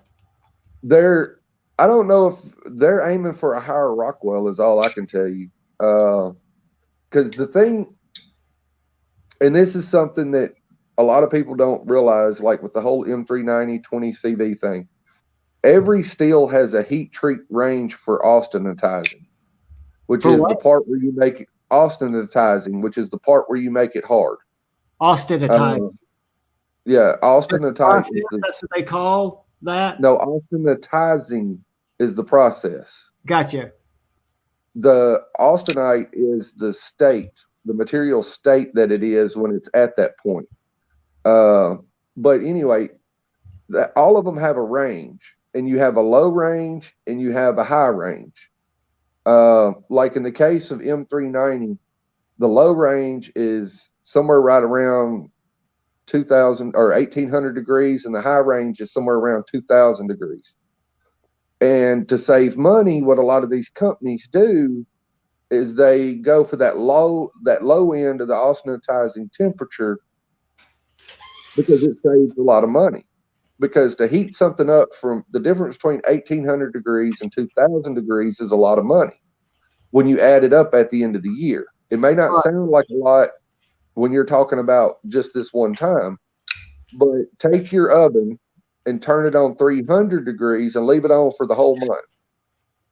And then take your oven and turn it on 500 degrees and leave it on for the whole month, and see the difference in your electric bill. Well, it's the same thing for these heat treat or, companies. So that cost gets put over to the knife manufacturer who's getting the knife heat treated. And so for a custom knife maker, it may not be that big of a deal, because it's a, $20 difference or $50 difference or $100 difference in having their knives heat treated. But at the end of the year, for a big company like Spyderco or Benchmade or Case or Buck or somebody like that, you could be talking about millions of dollars. Right. And the difference in the electric bill. I know when I worked at the heat treat place, our electric bill per month, and we've got good electricity rates where we live at, John, was $75,000 a month. And all that was ovens? Most of that was running ovens? All of that was running ovens. That's all. I mean, we had the lights on, obviously, but 99% of it was the cost of running ovens. And we were a small heat treat place because we specialized in aircraft parts. We weren't a big, you go to Atlas up in Tennessee, where they got the big belt conveyors where they're heat treating millions of parts at a time. I'd hate to know what their electric bill is. But anyway, the point is that for a company like Benchmade or Spyderco or Lion Steel, the difference is, could be $1 million or $2 million a year. I don't know. And what the cost is to go for that higher end range. And even though I'm willing to pay more, you may be willing to pay more. Shane may be willing to pay more. They're still going to fucking charge us more next year. What I'm still trying to determine is Japan does it a little harder. Mm-hmm. Golden does it a little softer. How does that, for somebody like me who's not a hard user, but I'd say most of us open packages and cut shit at work, what real difference am I going to notice as a consumer between those two? How many, because the Saki Japan versus Golden, about how many points away were they different in their heat treats of the same material of that K390? Roughly about 2, I think, maybe 3. 2 to 3. Okay, so let's say it was 3. Let's just say it was 3. So if I'm cutting cardboard, are we talking 100 of feet different? Are we talking 30, 40 feet different? Are we talking thousands of feet different between the high end and low end? You're probably talking a couple of 100 feet different. Okay. Because that's really the advantage. I don't have the chart in front of me, so I can't remember exactly, but it was quite a big difference. So between U.S. and Japanese. And is there any downside from a user standpoint? We know what the manufacturer's downside is, the electricity and the fact that blades are more brittle, but what would be a consumer's reason to want a little softer steel? I know, listening to Pete, that like buck knives and things like that are designed to be sharpened in the field. So if you've got a knife that you're going to sharpen in the field, you probably don't want K390 unless you're carrying around a diamond sharpening system. Right. But what would be the disadvantage for the harder heat treat outside of that for me? Because I wouldn't be able to sharpen the low end K390 in the field. So neither one of those are going to make a difference. If we're talking a few hundred feet, is it more brittle? All right. See, I'm a knife steel collector to a degree. That's why I love the PM2, is because it comes in so many different knife steels. And that's why I love Spyderco, is they offer so many knife steels with pretty damn good heat treat in general. For the average person, it's irrelevant. Even for me, it's irrelevant, other than the fact that I just fucking like it. But Shane hit it on the head. If 99% of us won't notice the difference. And that's but true. You don't want to have a Volkswagen engine in your Porsche. Even though they used to. Because Ferdinand Porsche designed the Volkswagen Bug. See that? No, I don't have a channel yet.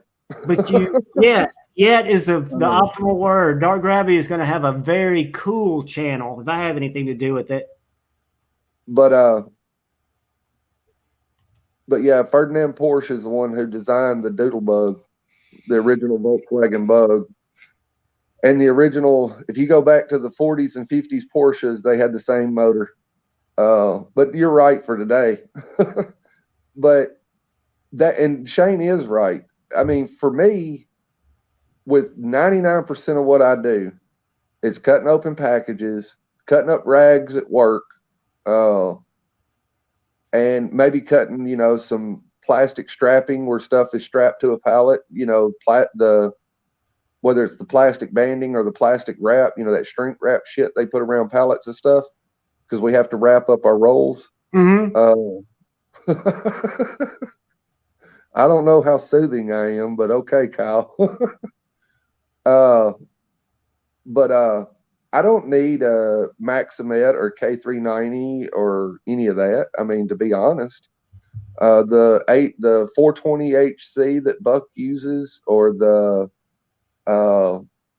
surgical steel or whatever the fuck they call it at Case Knives, or 1095 from a GEC, is perfectly fine for 99.999% of what I do. But if you're going to market it as a super steel, you should try to reach those super. Right. That's the kick. That's the kick in the balls with all of these companies running around saying, "Oh, it's M390, it's 20 CV, or whatever, the Magna Cut." They're wanting to charge you a fucking huge premium for it. And like the S35VN, I got a little Kaiser right here, an S35VN. That same knife, if you was to buy it from Kaiser, and I don't know how their prices are now, full titanium handle and a S35VN blade. If you were to buy that same knife from Kaiser, it'd be $100 more than what it was an S35VN. But that's that's where Shane is right. And a lot of those guys are right, is you're charging me $100 extra for a blade that cost $1 more just because the letters and numbers that's on it. That's the kick in the balls from the knife companies. That's a great analogy, Jeffrey.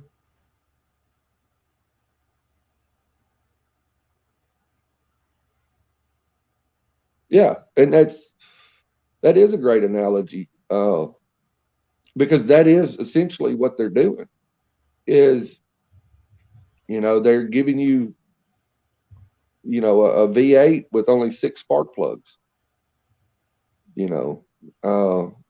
And it's for me, where I used to be on it, and I still will get on this little soapbox, and it seems like me and you end up on it every week, and that's probably because Shane's in the fucking comments. I find it fascinating. I only do it because that's why I say debate over hate. I want to learn about this shit.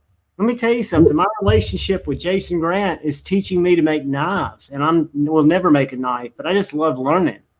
Yeah. Well, for me, with the whole deal with the poor heat, I won't say they're poor heat treats, because the heat treat's technically fine. It's not a bad heat treat. They're just aiming for something low. If I run a mile in 15 minutes, that doesn't mean I did a shitty mile. That may have been all I was going for. Right. I'm not trying to run a 6-minute mile. I'm trying to run a 15-minute mile. So I did just fucking fine as far as I'm concerned. And that's what's happening is they're aiming for that. The the microstructure of the steel is probably still fine. You know, the functionality of the steel is probably still there. It's just not going to function at the level that they're trying to sell it to you at. And that the steel's capable of functioning at. The V8's capable with all the spark plugs of doing a lot more than it is with 2/3 of the spark plugs. Right. And that's to me, it's the principle. Because if you think about it, I'm not only saving money on the heat treat by not running my power bill up, but isn't it in essence easier for me to machine all those knives if it's a little bit softer? Yes. They're saving money on all of it.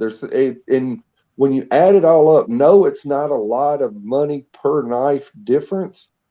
And the upcharge would be fine. Like I said, you know, for me, the extra $5 it costs per knife. But all right, if you're talking about Benchmade, that's if I remember right, what Zach said was 36,000 knives a week. So 36,000 times $5. That's $150,000 more dollars a week. That, you know, so that's you got 50,000 a month. Right. 7.2 million a year. Right. So that's a lot of money in terms of a performer. Especially even though Benchmade is the largest knife manufacturer in the world, that's still they're still a small business. That's still a huge chunk of change for them.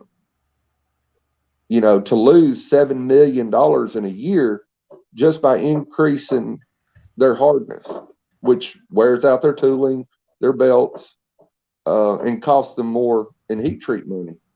You know, but when you start to look at it from that perspective, you kind of understand why. I still disagree with it though. Don't upcharge me then if you're not going to do it. You know, give me M390 at a S35 VM price. How does that logic fall into all the stuff that we hear about Hinderer when we know his knives are designed for something different though? Well, see, I think still getting the benefit of the cost savings. Mm-hmm. I think with Hinderer, what it is the knife community demands certain steels at certain price points. I mean, one of the biggest gripes I've heard over the years about Chris Reeve is the fact that he was using S35VN and charging $425, $450. You know, I heard that forever. And Kyle's right, but they're going to they're going to charge you $10 more next year anyway, and still leave the heat treat where it is and save that $7 million and get more money on top of it. And because their costs are going up, guys. I mean, it's not just greedy them. I mean, the world's getting more expensive to live in. Yeah, their costs do go up, but I mean, companies just aren't going to do it. They're going to give what they can get away with. They're going to sell you a mediocre product if you're willing to buy the mediocre product. And considering how quick some of these things sell out, they're willing to do it. You know, and because they know we'll buy it. You know, because if you look at how quick so many of these knives disappear, you know, they're not having a problem moving them. But what you were asking me about why Hinderer uses 20 CV when it's not the most beneficial steel for his design intent, I think he does that because he's trying to slide down both sides of the fence. I think what it is the knife community demands a certain steel at that price point, like I was saying, you know, and yeah, Chris Reeve has switched a lot of his knives to Magna Cut. I don't know about all of them, but they have swapped a lot of them to Magna Cut.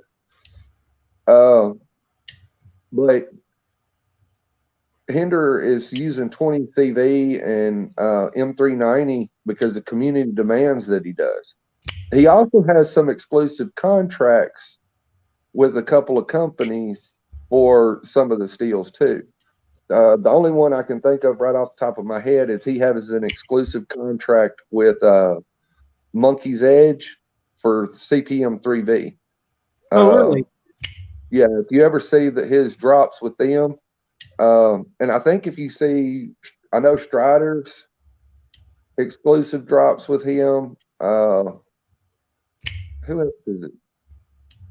There's a couple of other companies that have done exclusive drops with him that when they do, they're 3V. Who chose that? Monkey's Edge, and what's the deal with 3V? Monkey's Edge chose it. It's just something different. But 3V would actually be a better steel for Hinderer to use, except for it's a carbon steel. 4V would actually be the best one for what Hinderer designs his knives for. That would give you the edge holding and the toughness.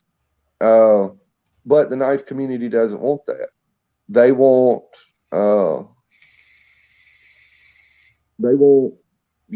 the Gucci blade steel is, and 4V's not a Gucci blade steel, except for to the real knife steel nerds.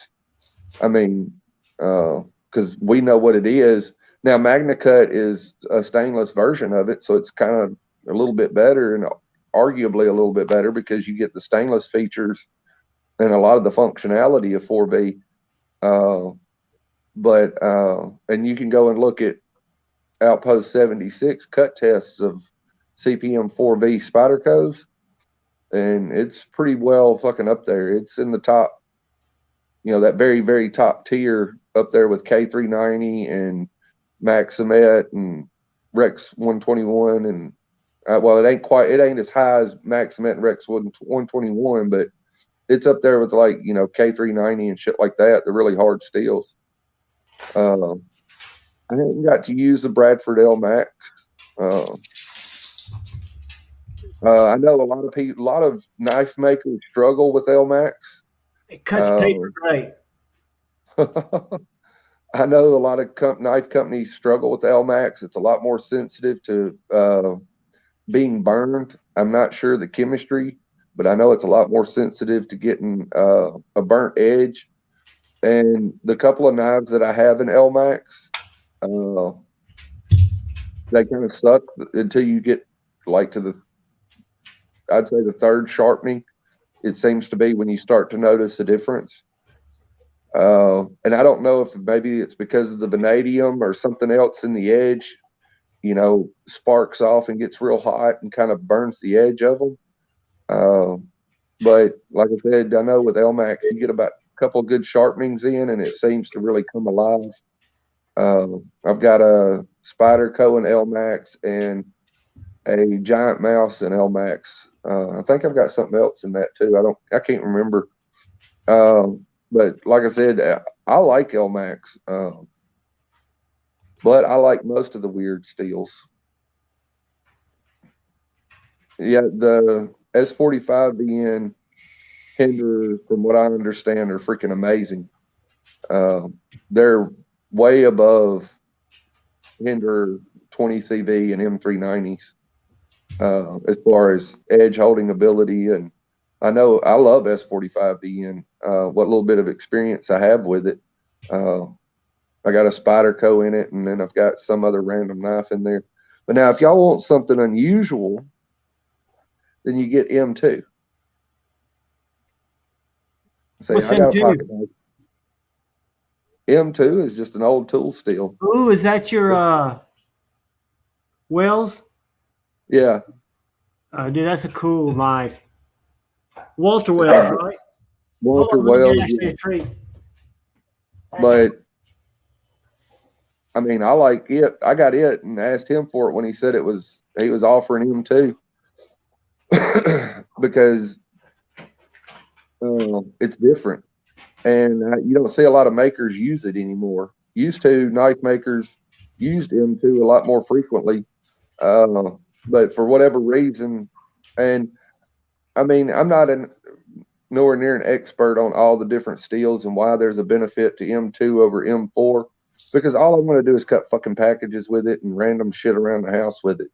And so, like I said, all I need is really some damn buck 420 HC and I'm good to go. But probably you like for the to rest collect of my it. life. It's something that you know about, and it's it's cool to have different steels if you're a steel guy. Well, no, I'm just saying that I couldn't tell you the benefits of M2 over M4 because they're very similar. You know, they're both high-speed tool steels used to cut other steels. You know, as far as in my brain, that's the cool thing about them is that's the steel they use to cut steel.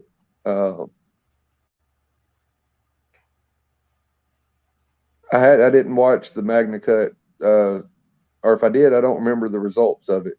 I watch a lot of Pete's videos. Some of them are a little eccentric for me. I find him and not what's the dude that's also really funny. I know who you're talking about. My mind just went blank. That does the crazy shit with knives. Yeah, that baton the winter blade coat through the potato with the potato. Yeah. Not your average EDC or average knife guy. Average knife guy. The Dutch brothers are hilarious too. They'll use rocks instead of a piece of wood as a hammer.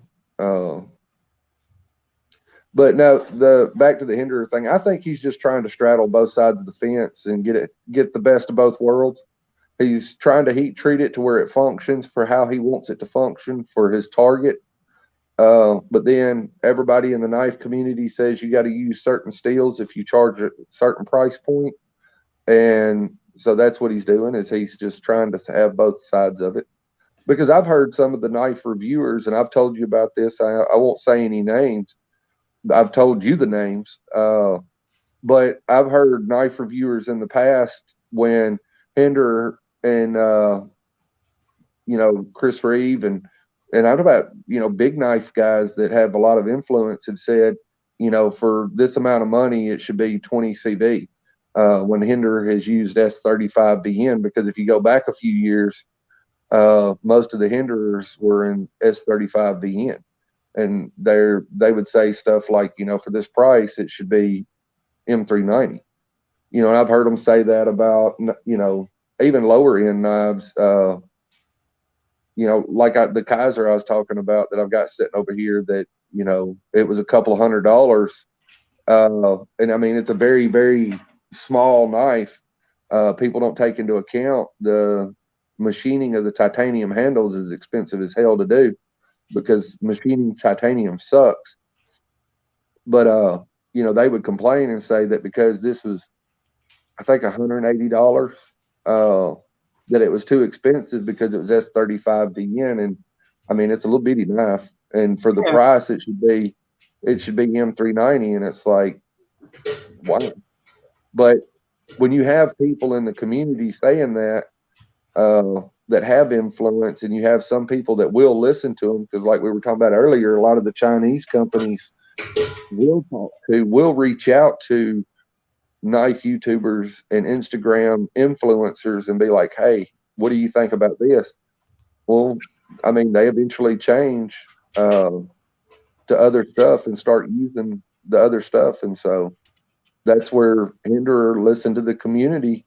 And for $400, the community said it needed to have M390 or 20 CV. And so he started using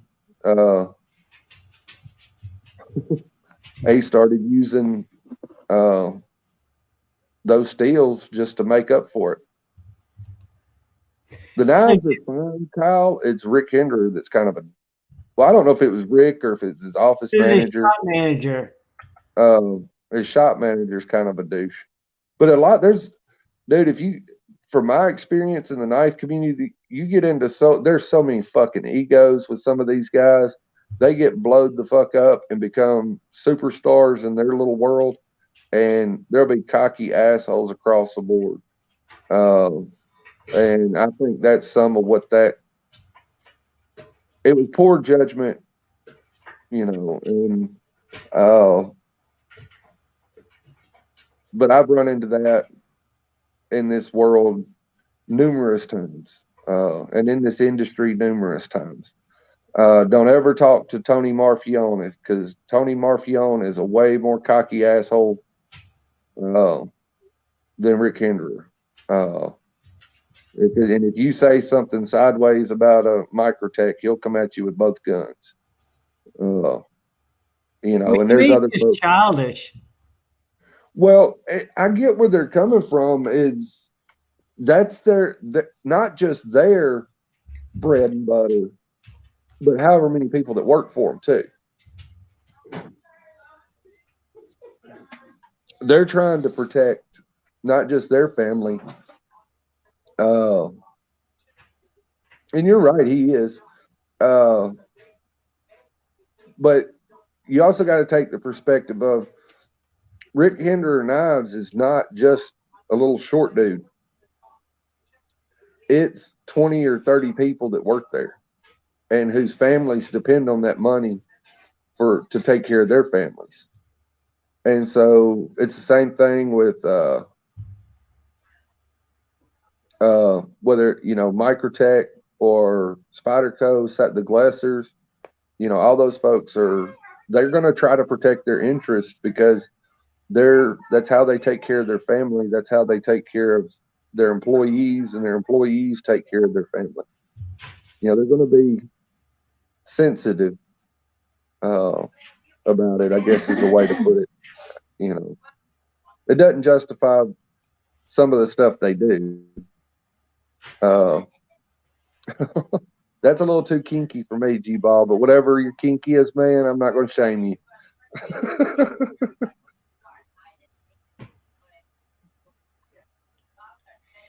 I'd like to know what went on with them and Little Fit Devil, because I think that was kind of a weird departure. And I'd heard that they'd walked in one day and taken away the marketing department and wanted her to stay on. Well, the thing is most of the marketing that's done nowadays is through Instagram and YouTube. And I mean, truthfully, John, one person could do that for a company as small as Microtech. Yeah. You know, I'm not trying to justify firing a whole marketing department, but to throw up a handful of pictures a day, you know, you have a photographer, which may come out cheaper to rent somebody out. I don't know the cost of that, you know, having an employee versus paying somebody to take pictures of your newest knife. I mean, I know for some family pictures we had done, it was $300, and I mean, there was hundreds of pictures. So, or 100 pictures. I mean, you know, you go and pay a photographer, you know, a few $100 and get 100 pictures, and then post one a day for, you know, you got a year's worth of pictures for just say $500. Not if you go to Cole, you better be opening your wallet. Well, that may be the case, but I'm just saying, you know, I'm just saying that, you know, you can go pay somebody, you know, even $1,000 or $2,000 or $3,000 to take a bunch of really nice pictures for you of each model over the year, you know, and, you know, you spend 20 grand, it's a lot cheaper than hiring an employee to do that. Yeah. And especially a department, and you have one person who's in charge of posting the pictures and making those arrangements and things of that nature. And so I think to some degree that may have been what happened. I don't know. And then she stood up and did what she thought was right, which is, if you're going to get rid of them, I'm gone too. But I can tell you that from what I've seen on Instagram, it hasn't hurt their marketing. I mean, the pictures look the same. You know, just different knives. And I mean, it's working. Is that a fixie from American Blade Works? And as far as the Microtech pictures go, I want that new, what is it, MSI? With the bar lock? Yeah. And the sheep's foot looking blade? Yep. Yeah, I'm not interested in the stitch. I kind of like the stitch too. I mean, I'm surprised at the price. When I saw Shane's video on it, and his was automatic, I thought it was pretty badass. I mean, it looks cool. I don't know. I like it, but it's not as not functional of a knife. And I like the idea of a bar. See, I'm not a big auto guy. I've got I got like 5 or 6 of them, but when I saw that there was I like the idea of a bar lock stitch a whole lot more than I do the idea of an auto stitch. Right. And I've handled the auto stitch, and I mean, it's fine. It's just I'm not an auto guy. And so I may feel totally different if I handled a bar lock or a real stitch. I've never handled a real stitch. That's way out of my price range. I'm not willing to touch a $3,000 knife because I'd sure as hell drop it. But I like the idea of a manual stitch a whole lot more than an auto, and so I might actually end up liking it. Yeah. So American Blade Works is dropping a Model 2 Warncliffe in March in Magna Cut. And the original one he sent, I don't know if y'all can see that. That's the drop point. So I like that. Nice and simple. I like it too. But 4-inch handle and a 3.6 inch blade. 4.5 inch handle. I'm not usually a big Warncliffe type guy, but I like that. Like I said, is it MSI or MCI? I can't remember. I want to say MSI, but I could be wrong. They need to give it a fucking name, not letters. I hate letters. Letters and numbers, I get so confused.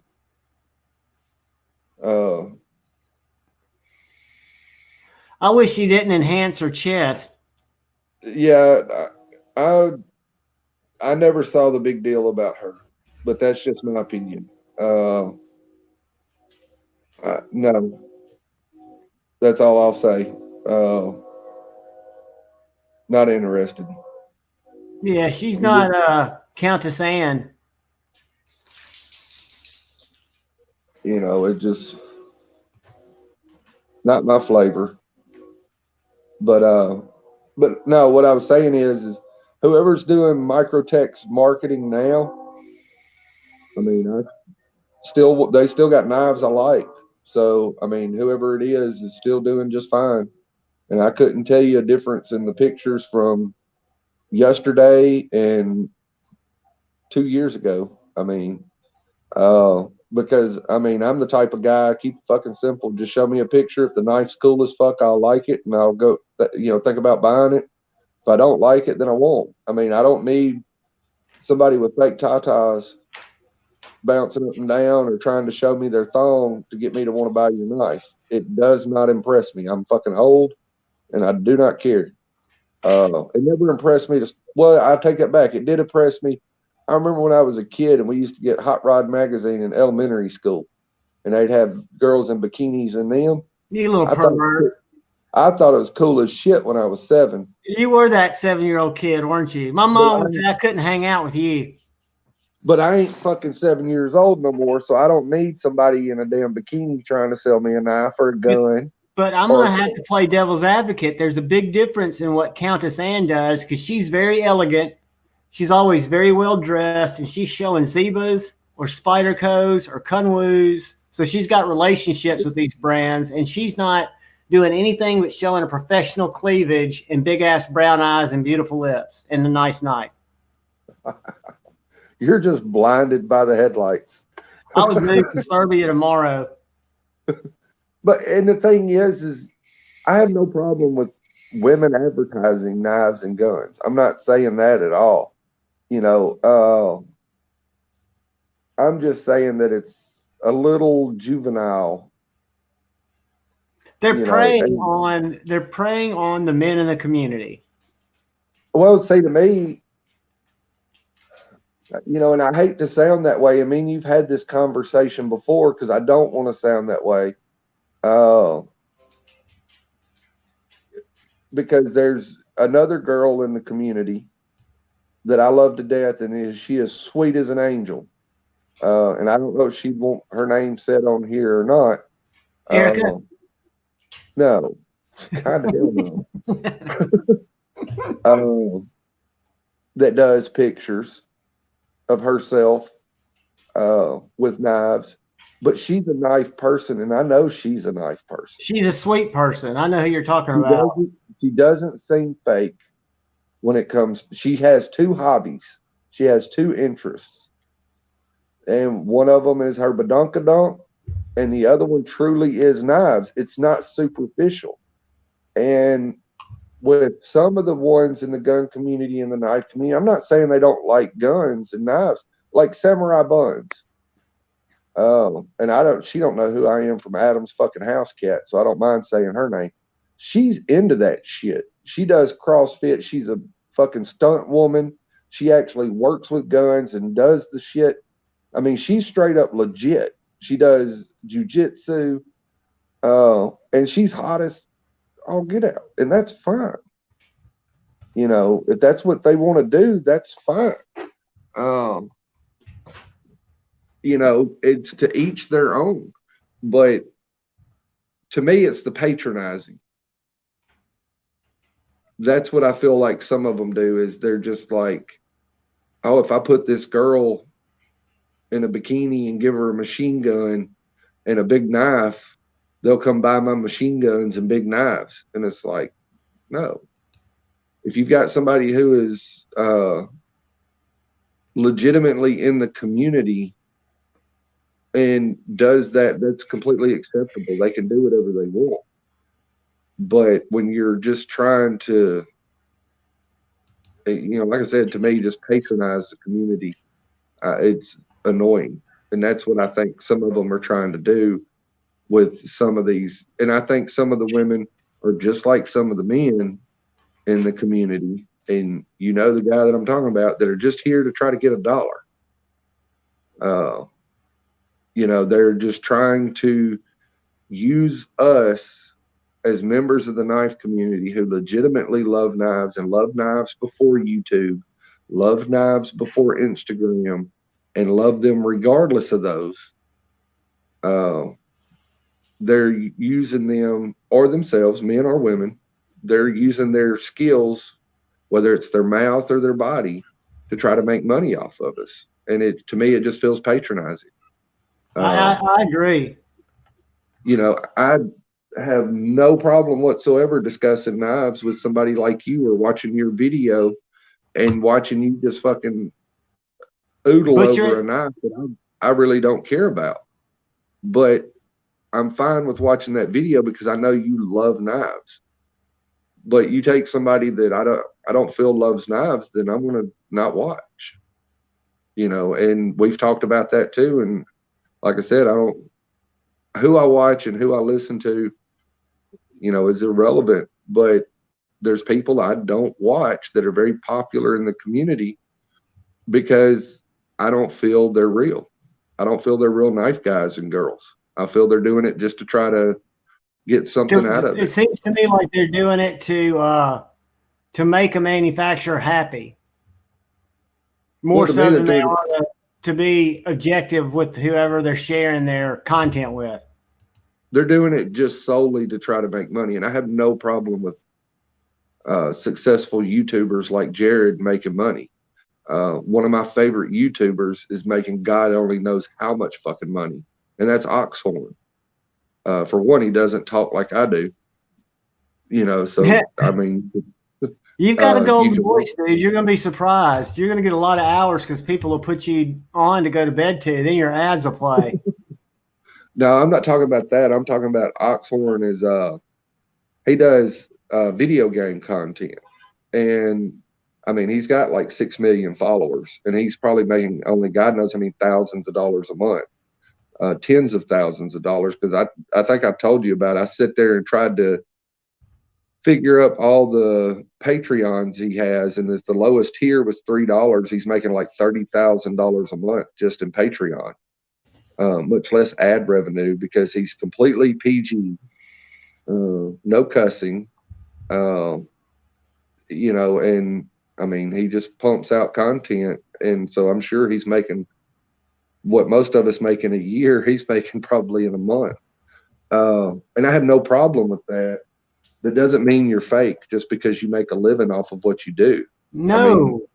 there's a lot of people. I mean, the old adage is, if you do what you love, you never have to work a day in your life. The money will follow. And I agree with Bama Ninja. That a chick with a knife or pew pew can be sexy, but it's a lot sexier when they're real, because you still have to talk to them later.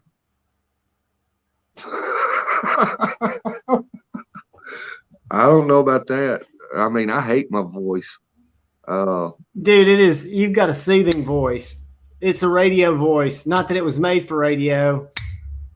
I was going to say, I probably would be better off on radio than I would on TV. No, dude, you're going to do great. Guys, I don't know if you can read the giveaway tool. I'm not getting off here. I just want to make sure I don't miss it before Maddie goes live. I can't read it, but can y'all read it? I can read it on my screen. And that just means be authentic, be yourself. And if y'all put that hashtag in the oh, wait a minute. I've got to get it going. Never mind. Don't do it yet. I agree with the Knife Inquisitor. I mean, my wife asked me. I know, Mass Faction. We're going to hang out. I'll always forget. I'll run up to the end and I haven't given away the knife yet. And I'll feel like an idiot. We got time. I'm not rushing it. Just start putting them in there. Go ahead, Dark Gravity. I'm sorry, brother. I'm just agreeing with the Knife Inquisitor. My wife will be talking about movies, and I'll get pissed because I'll be watching some action movie and everything's getting blown up and people getting shot all over the place. Then all of a sudden people are having sex. And I'm like, what the fuck has that got to do with this movie? It's just like thrown in there. And to me, it does nothing for the plot. They're just throwing in gratuitous tits. And I'm like, if I want to see tits, I'll go to Pornhub. That's, I mean, if I want that, that's where I'll go find that. If I want shit blowed up and people shot and stabbed and killed and thrown off a building, I want to watch people get shot, stabbed, and thrown off a building. I don't need you to throw in the random other crap. And maybe that's just because I'm just weird that way, though. See, or at least my wife says I'm weird that way. When I was 7 years old and you were reading Hot Rod magazine, I had discovered Cinemax. And some of my famous memories was violence mixed with gratuitous sex. Yeah, when I was 7, I loved Jason, Friday the 13th, and all of this, action movies back then with Arnold. They would just throw in the random chick's tits falling out. But I was 7 and 8 years old, and you want to talk about discovering shit? We had a satellite dish when I was that age. Ooh. Yeah. Hang on a second. Somebody said I was off their hero list. What was? Let me go back. I'm off the hero list. Boobies and bombs go together. Like that through ribbon and shame. Okay, Kyle, I'll give you that. You're right. But no, we had a satellite dish when I was in the early 80s, when I was that age. Right, but I was, like I said, I wasn't an old man then. I wasn't gray-headed and looked like the guy from The Office. I can't even remember his name now.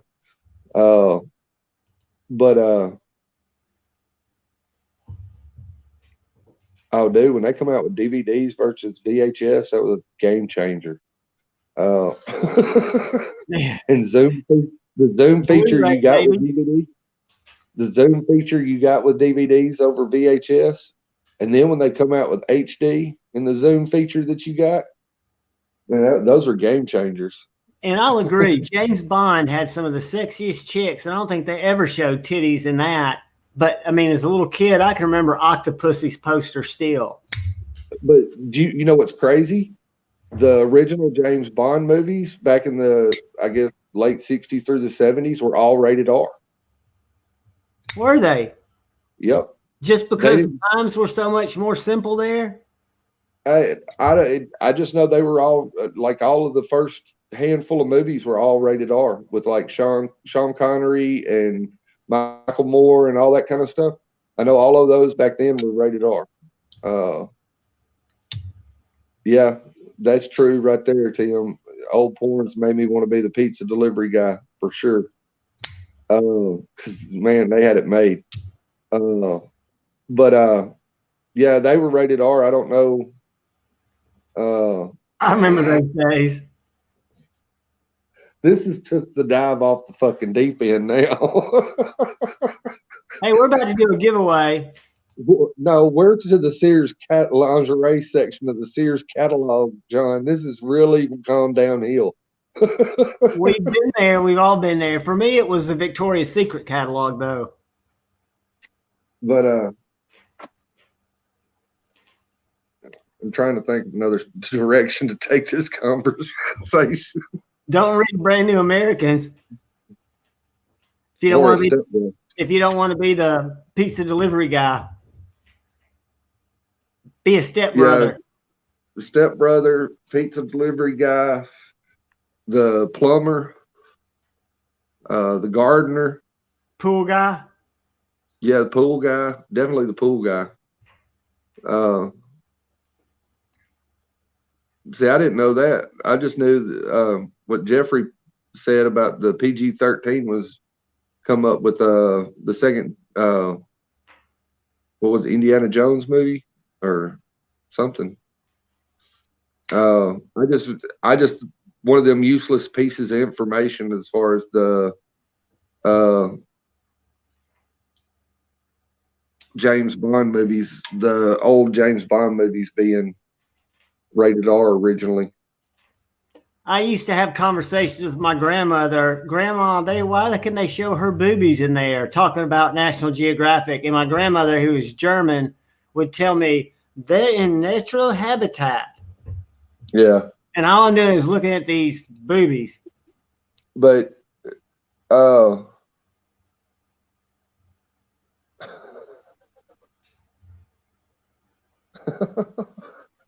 Maddie, but talking about the difference of the rating system back in the 70s versus the rating systems of today, it's the same with everything. It's called desensitization. Yes. You know, in the 60s and 70s, or whenever James Bond first started, a woman in a bra was a big deal. Yeah, you had stag films back then, as they called them, but they were hid away. You had stag magazines, as they called them back then. Those were hid in the closet, and nobody talked about them. You know, but they get away with an inch, and eventually they get the whole mile to where they actually show nudity on regular cable television now. You know, and you give it another 10 or 20 years and they'll show nudity on primetime channels like NBC, CBS, and ABC. And they do push the limits on those even from time to time. I remember they made a big deal years ago where CSI Las Vegas showed somebody naked. Supposedly a dead body. I know network TV, they can say shit and other stuff. Right. Well, I mean, they made a big deal because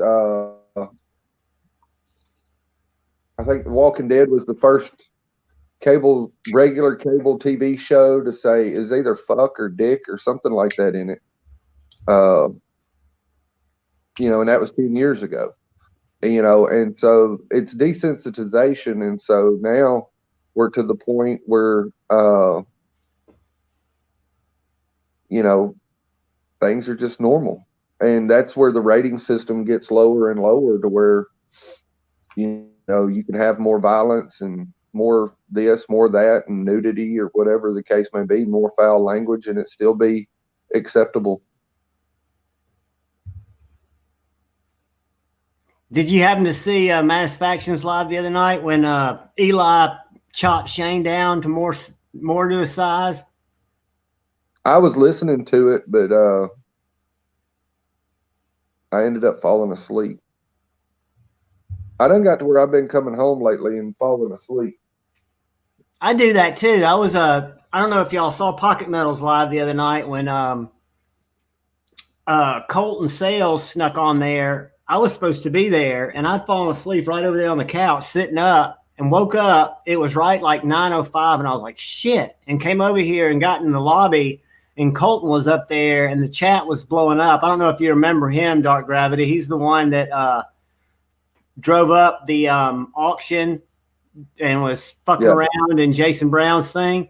So yeah.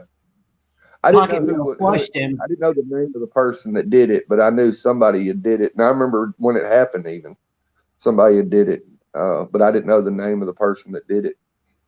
And I thought I was actually trying to, Manusfaction squared me away during his live because I was trying to play devil's advocate that he's a young kid, that he probably didn't know any better. And then I found out after Pocket Metal flushed him, he went over to Mike Emler, who's live in 15 minutes, by the way, guys, who went over to Mike Emler's live and started talking shit about us.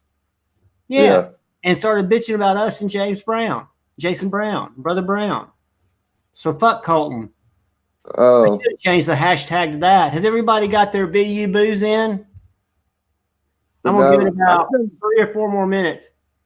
This week has been bad where I come home, I eat, I do homework with Noah. I do because I help Noah with his math homework because he's freaking doing algebra and geometry and shit. So it's a little more complicated than what it was previously. It is. And so I do that with him. And then what happens is a lot of times I go in there and get ready to take a shower and all that kind of stuff, and I end up falling asleep by accident. Usually I have somebody playing in the background and just whoever's live, whether it's Maddie or Grumpy or Gary or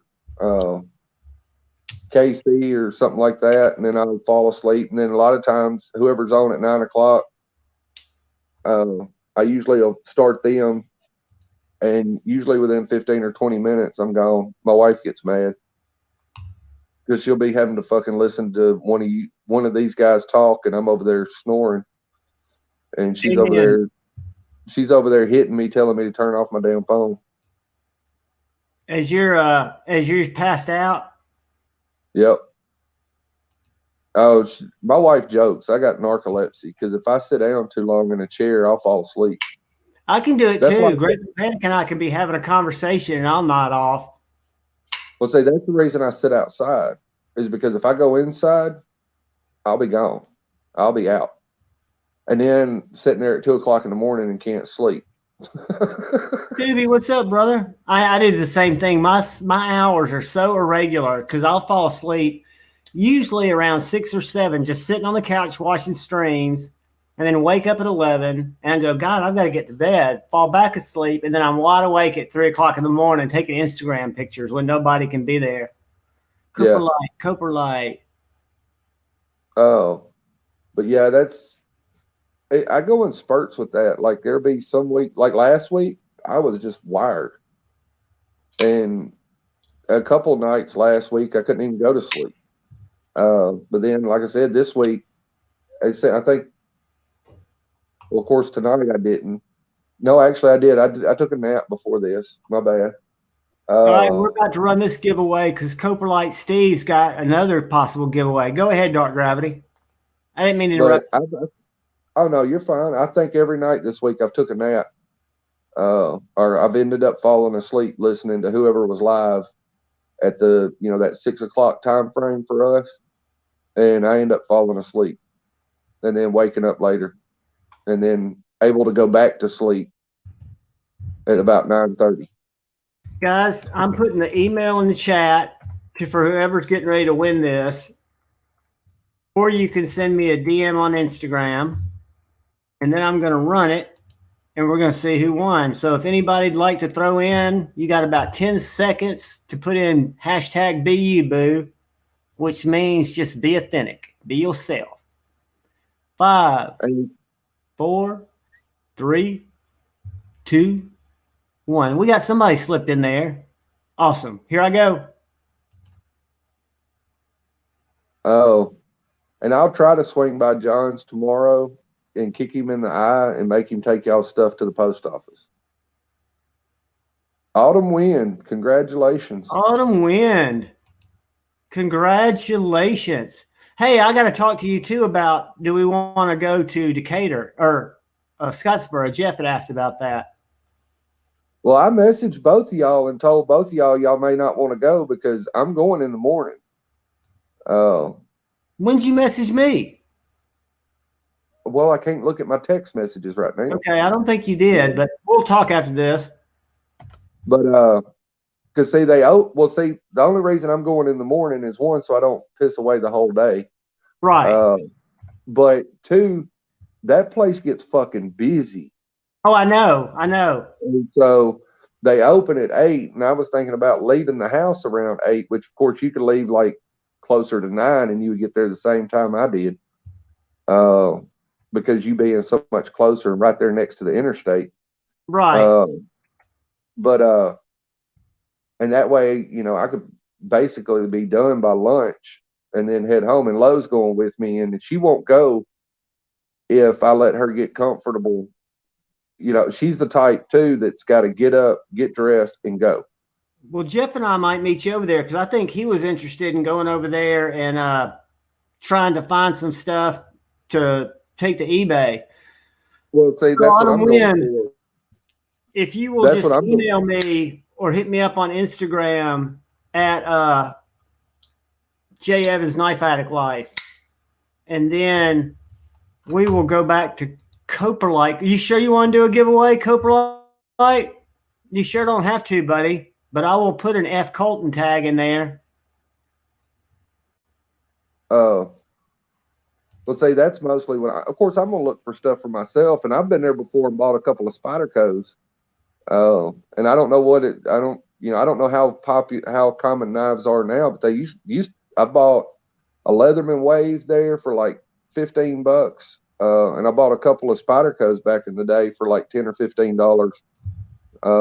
And so that's also why I'm going. I'm going to see if they got any decent little pocket knives. And then, there's other stuff too, but mostly what I'm looking for is stuff that I can possibly throw up on eBay too and flip. And I figured that's what Jeff would want to go for. Yeah. And I'll call him when we get off here, and we'll, what time are you leaving in the morning? He was in here. Yeah, he's not in here anymore. That's slacker.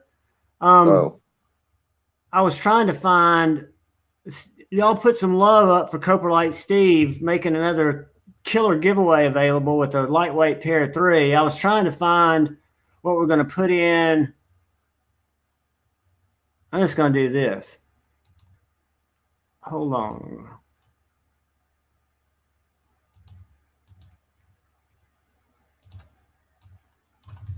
Hashtag. But yeah, most of the people on here be jealous of somewhere like that because it's the only one in the world, John. Oh, I know. And I didn't realize that when I used to go.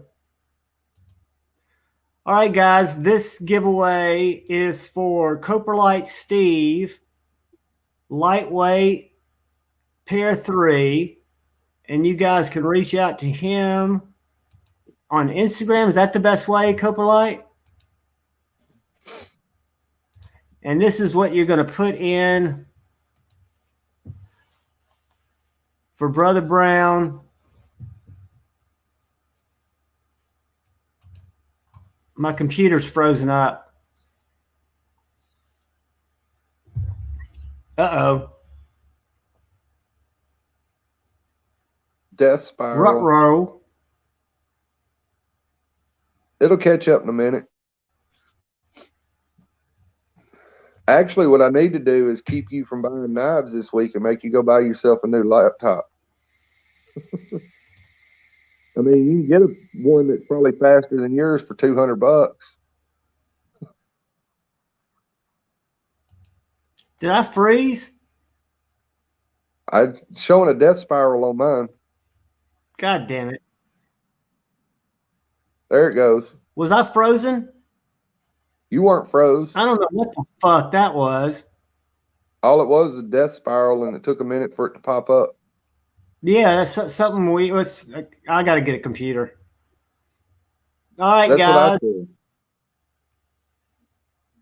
So y'all see what we need to put in the chat. It doesn't have to be capitalized. And this is going to be for our brother Coprolite Steve. giving away his lightweight pair 3. I was thinking it would have been nice to do the live last night, John, when it was like fucking 80 degrees. And We sitting should out have here done tonight. it, dude. We can go live anytime. Well, no, I'm just talking about the damn temperature difference. So you could sit outside? Well, I'm sitting outside either way, but like it I was said windy. last night, it was windy last night. You'd probably had some wind noise. Oh, I was just talking about the temperature difference. It's ridiculous to go from 70 something right at 80 degrees one night to the next night it's freaking 30 something degrees. You know, that's how every one of our snowstorms around here goes. We've had like 3 or 4 hot days, and then you get that cold front that comes through, and it just raises hell. It snowed at my work today. Did it really? Yep. I was out there. I thought I was tripping, but my coworkers confirmed it. I was outside loading a truck and putting some saw blades on it and taking saw blades off that we got cut. And when I was going to put the fork truck back up, this is just before I left work, so I was sitting around doing nothing. That's how I got drafted to go the fuck outside when it's like 30 degrees with the wind blowing at 100 miles an hour. But yeah, I thought I was tripping. I thought it was just dust in the air or something. And I was like, well, there shouldn't be any dust because it just rained. And they were like, no, it's snow, man. I was like, damn, it really is snowing.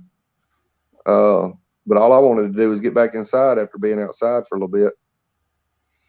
And then I come home and I've sat outside the rest of the night, except for that little nap I went and took.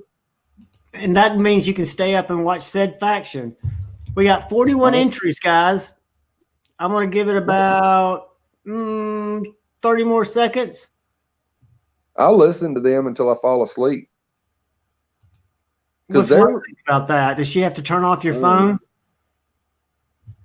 Well, yeah, usually she'll wake me up and tell me to turn my phone off when I fall asleep. But the only one I can't fall asleep with is Eli, because he's a little wild. And of course his voice, I know it's going to sound weird, but high pitched or women and children's voices, I can't go to sleep if they're playing in the background. I know that sounds weird, but like my wife will watch something on TV, you know, when we go to bed, and if it has a lot of women on it, I can't go to sleep. But if she watches something, you know, like what's that show, Yellowstone, that has a lot of guys on it, then I can fall asleep. I don't know why it is. I guess women and children annoy me where I can't go to sleep. I'll tell you what, it's Freud would have something to say about that. I'm sure he would. I don't know what the fuck he would say, but I wouldn't believe it. All right, guys, we got 42 entries. Do we got anybody else that wants to throw in that's come in late? I'm about to pull the trigger. Michael Imler, let's talk discontinued knives. What ones do you want? He is live. I was just notified.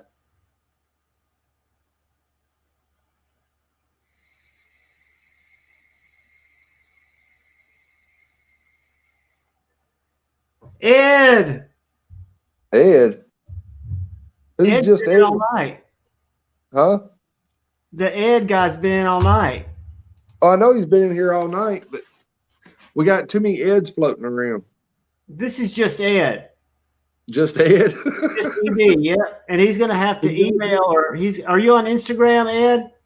Just Ed. Congratulations, just Ed. Congratulations, just Ed.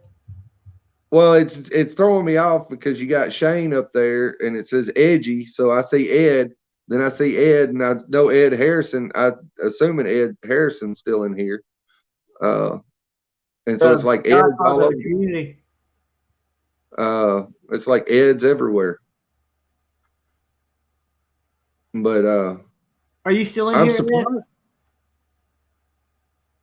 I'm surprised Mattisfaction hasn't. I mean, Mattisfaction has a weak spot for people with special needs.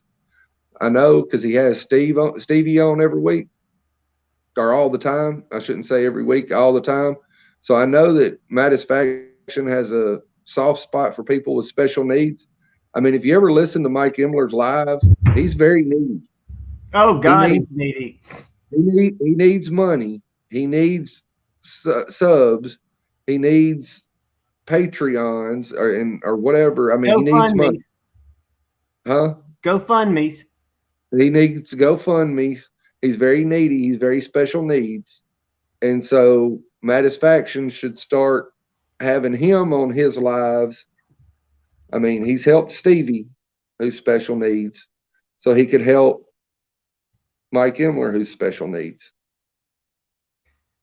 Hey, Ed, if you can't find a couple like Steve on Instagram, you could email me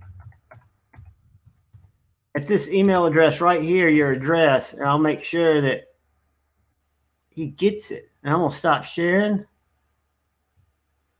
Boom. I don't think anybody posted up their carries when I asked earlier. Everybody's like, screw it. I'm not typing all that shit. Oh, I was talking to Lo when you said something about it, and I was like, well, I'll be on there in a minute, so I won't. That's the reason I didn't awesome, say Tactical Terry. Shane, thank God for you, man. You know, he's not alive right now. I wonder if he's telling war stories. You need to go over there, Shane. You shut down his GoFundMe. You need to go over there and do some super chats to help a homie out. One Moon carried his Grant gripper today. Jason was on here earlier, buddy, showing off some little fixies. Edgy American carried his Rat 1. Let's see if I missed anybody up here.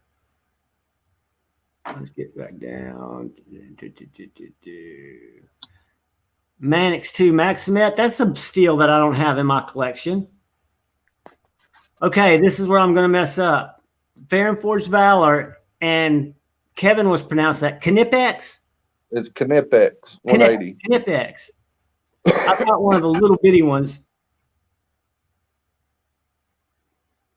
SPK Laminia. I love that knife when you post it, Honey Bear. And a UK PK. What's that? I'll have to look that up.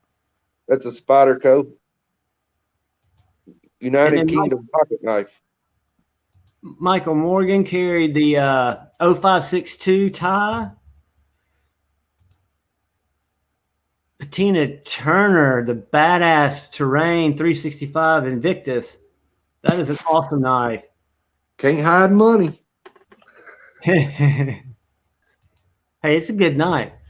Oh, no, a Manly Peak and a Tucson TS221 slip joint from Mark Herrera, brother Herrera. And then Michael Sawyer carried the Little Native and Crew Wear. So they hadn't dropped that. No, I'm thinking about a different knife. That's the Warney. My bad. I went squirrel brain there for a second, which is quite often like I do. And then I Love Knives carried the ZT 0562 carbon fiber.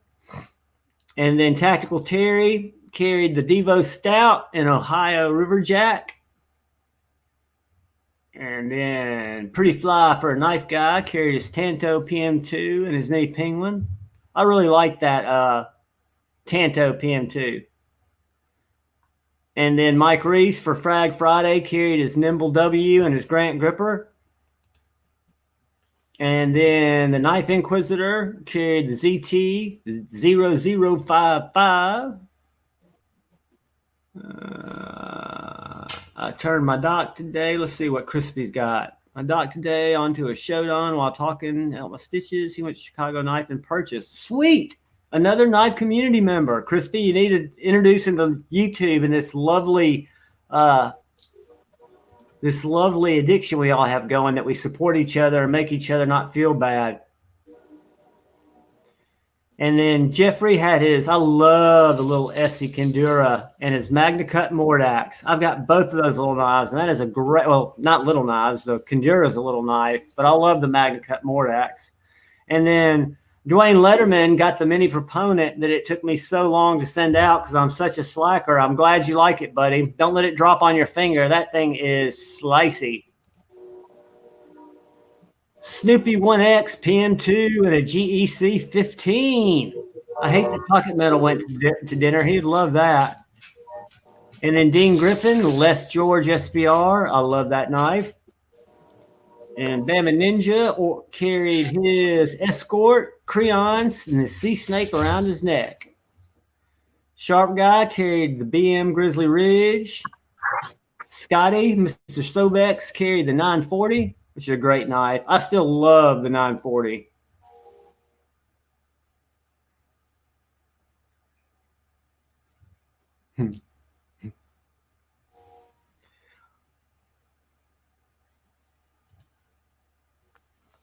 Lord Needham carried the Field Duty 3.5s, the Stout, the Bexer, and the Roxy 3. That is a killer carry. And then Demonaut carried his Pratheon, his PM2, and his Chavez. Louis carrying the Hinder XM18 3.5 auto. Nice. TS, anybody in here with a Tucson TS92 for sale? Jason Bird carried the Wee Mini Malice and the Bridgeport 395. I missed out on the 395, and every time I see somebody post it, I go, damn. And I look at my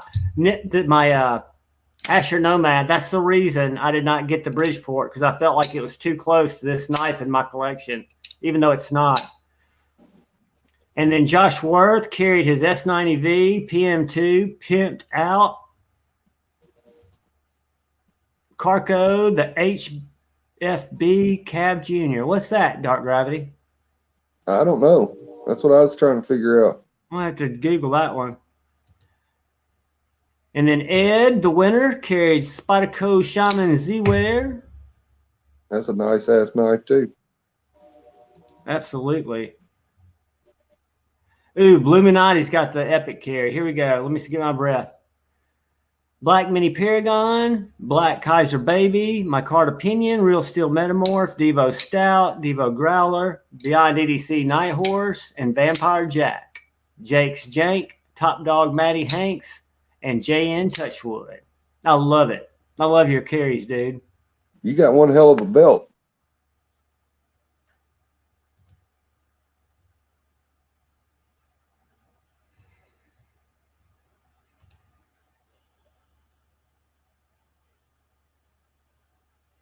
Sweet. You know, Cap, did you send it back to Benchmade to do that?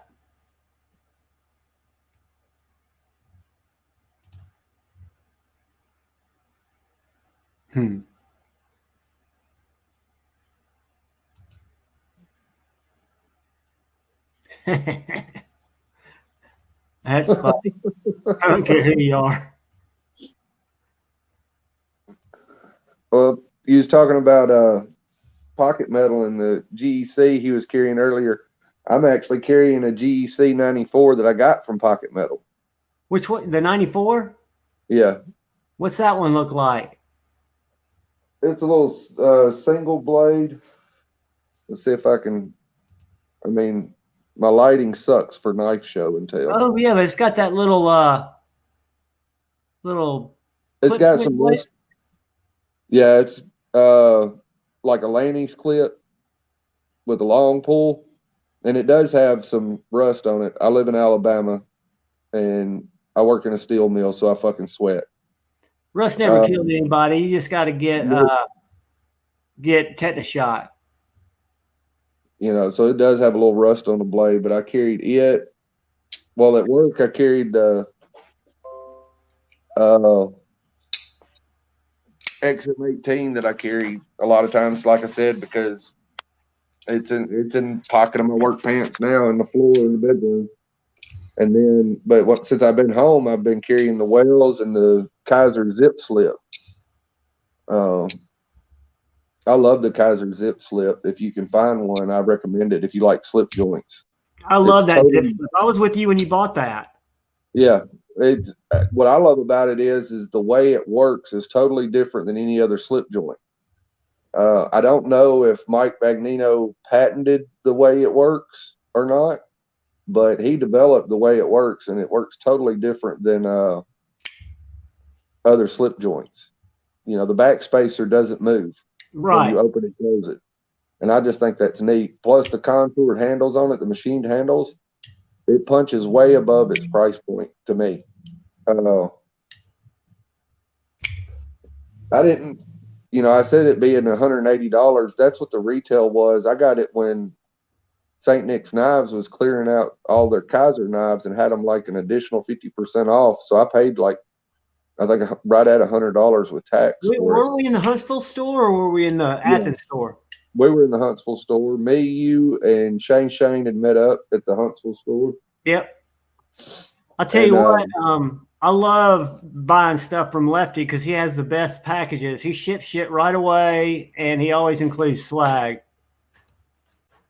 And El Cap Addict, none of us need to carry more than one knife. It's an addiction. Tell you what Stevie's doing, kind. He had, I don't know how he came about it, but he's got a Lynch Northwest Hinderer deep carry clip with a little laser engraving on it. He's sending me because he doesn't have a Hinderer that it fits on. A lot of the reason I carry more than one pocket knife is actually, there's no fucking reason. I just like. Well, I mean, two is not too many.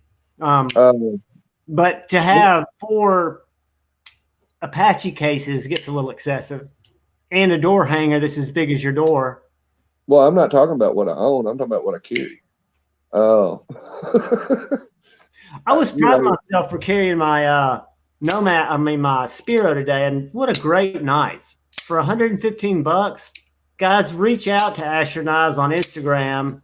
Don't be discouraged because these aren't on the website. You got to send a DM, say, I want one. Well, like, I know it sounds strange to some, but like when I'm driving down the road, I'll flick a flickable knife for a little bit. And then about halfway home, I'll swap. Good night, Knife Inquisitor. Take care, Mike. I'll swap to something that's a slow roll, and I'll actually start playing with it. And it's because I enjoy the slow rolling as much as I do the flicking. And so I'll switch back and forth. And so a lot of times I'll have one of each. And then, of course, everybody's probably heard it to the point where they're annoyed by the fact that I carry a real traditional all the time just because of the memories that go with traditional pocket knives for me. Right. You carry one of your old ones. Yeah, I always carry either an old case knife, whether it's a Stockman or a Barlow or what. I always carry some form of a real traditional pocket knife, just because it reminds me of I guess you could say, my family history. Do you just keep it in your pocket or do you keep it in a slip? In my pocket. I've tried using slips and I've had a couple of them. And, when I see, Joe post those slips up that he's got a little batch in, and I'm always like, damn, I need to get one of those. But then I'm like, okay, it's just going to sit in I've got a Stanley toolbox that I bought from Walmart that's got all kind of random shit in it that I have bought and don't use because that whole Instagram or YouTube thing got a hold of me. You know what I'm talking about. That, shiny, ooh, neat, and you buy it and it's something that you'll never use, or I never use it. I'm not saying because some people like Kevin loves. Yeah, I'm with Shane. Slips are Shane hit it, and you were about to say Lefty is Lefty loves his little pocket slips, for his slip joints, and there's nothing wrong with it. I mean, it's to each their own. I just like dropping them in my pocket, and you know, that in my left pocket, there's always going to be a slip joint. You know, that's just how it is. And if I'm wearing jeans, it's probably going to be, you know, might be a heavier Stockman style or a trapper. If I'm wearing, you know, something lighter weight, then it'll be just a single blade, you know, lighter weight, smaller slip joint like that.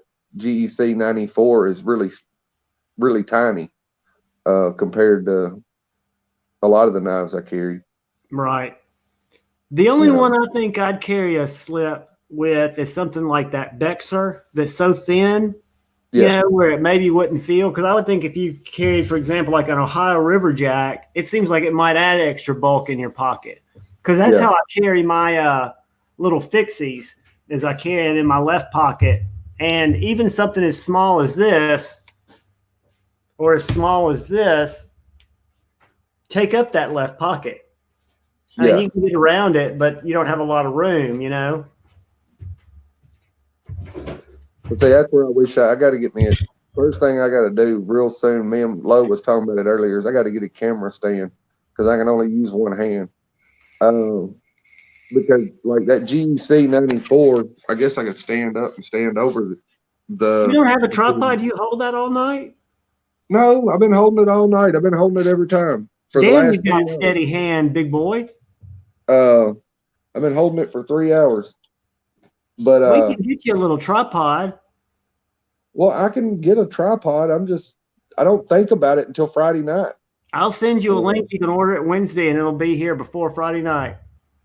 Well, the Wells ain't a good example because most people don't own a Wells custom pocket knife.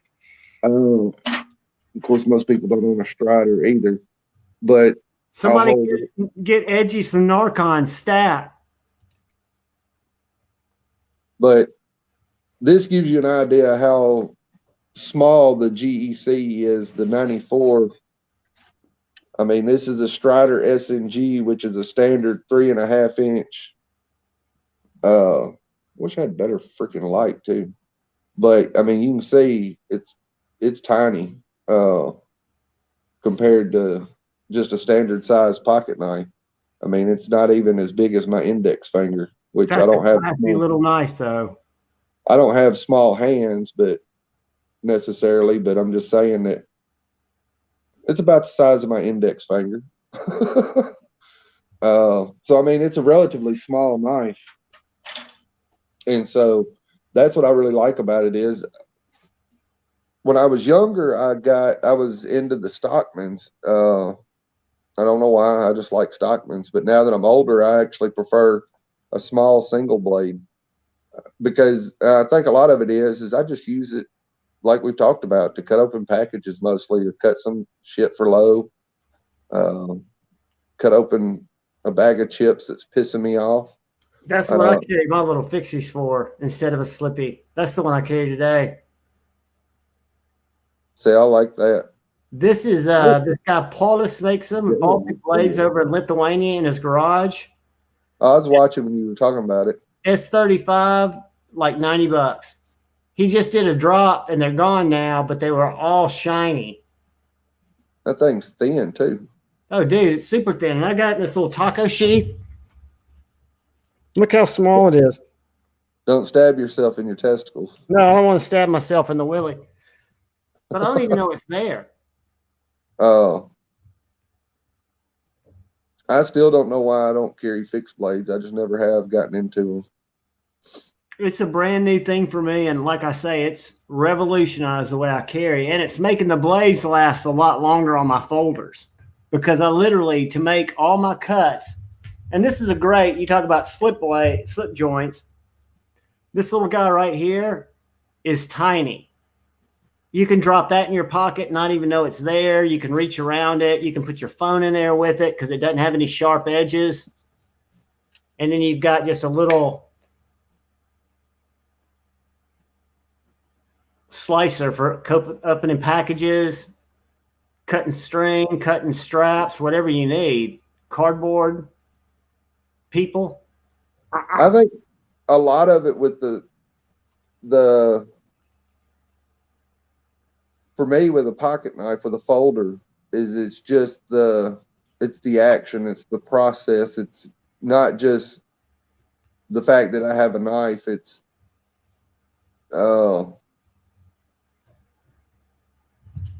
it's the whole deal. You can do stuff with it. It's haptic. Yeah. It's interactive. Well, and it's taking a knife out of your pocket and flicking it open or pulling it open if it's a slip joint, or slow rolling it open, flicking it open. I mean, there's just so many different things you can do. And like I said, I've got a few, really small fixed blades. Nothing like what you do. I mean, I've got a Bradford Guardian 3. I've got the little one that I brought over and showed you last weekend. Mm-hmm. I've got I got a little Cricket, the CRKT. I don't even know what it's called, but I got, I call them Crickets. I've got a few different little tiny fixed blades, but I just never have carried them. I tried. It goes back to what I was saying earlier with getting the little slip for my smaller pocket knives. They're things that I've tried to do over the years that just weren't me, and so I just don't try to do them anymore. I just do me and be okay with it. It's the whole deal with fidget toys. There's nothing wrong with any of it. It's just not my jam. I've tried fidget toys and didn't get into it and moved on, and that's the thing though with a lot of the stuff is it's trying it. I don't hate on none of it. I try it, and if I enjoy it, I do it. If I don't enjoy it, then I move on to something else. And that's what's great about the community, because we can like and dislike different things, but that's no reason to go, impose our likes and dislikes on somebody else's likes and dislikes. There's enough for us all to get different stuff and still have cool shit that we like. Well, that's everything, is we all like different shit, I mean, that's just how it is, and it's okay. Well, guys, it is about 15 minutes, 20 minutes till we go see said Stevie. And we've been on for a little over 3 hours. And I want Dark Gravity to get inside before he gets frostbite out there. And I don't want him to fall asleep. I want to chat with you in Maddie's live. But guys, if I get too cold, I just do this. Then you look even more menacing. You got anything to share before we go, brother? No, man. I'm just a happy guy. Hey, man, you look good. I like having you on here. I like seeing what you wear, and I like your little hat. Keeping your head warm. Yeah, it's just because it's cold. Ball cap don't work. That's a fact. Well, guys, I appreciate every one of you, and I love all of you. And please look out for the guy or gal to your left. Look out for the guy or gal to the right. I'll see y'all over in Manus Factions Live. Peace. Good night, y'all.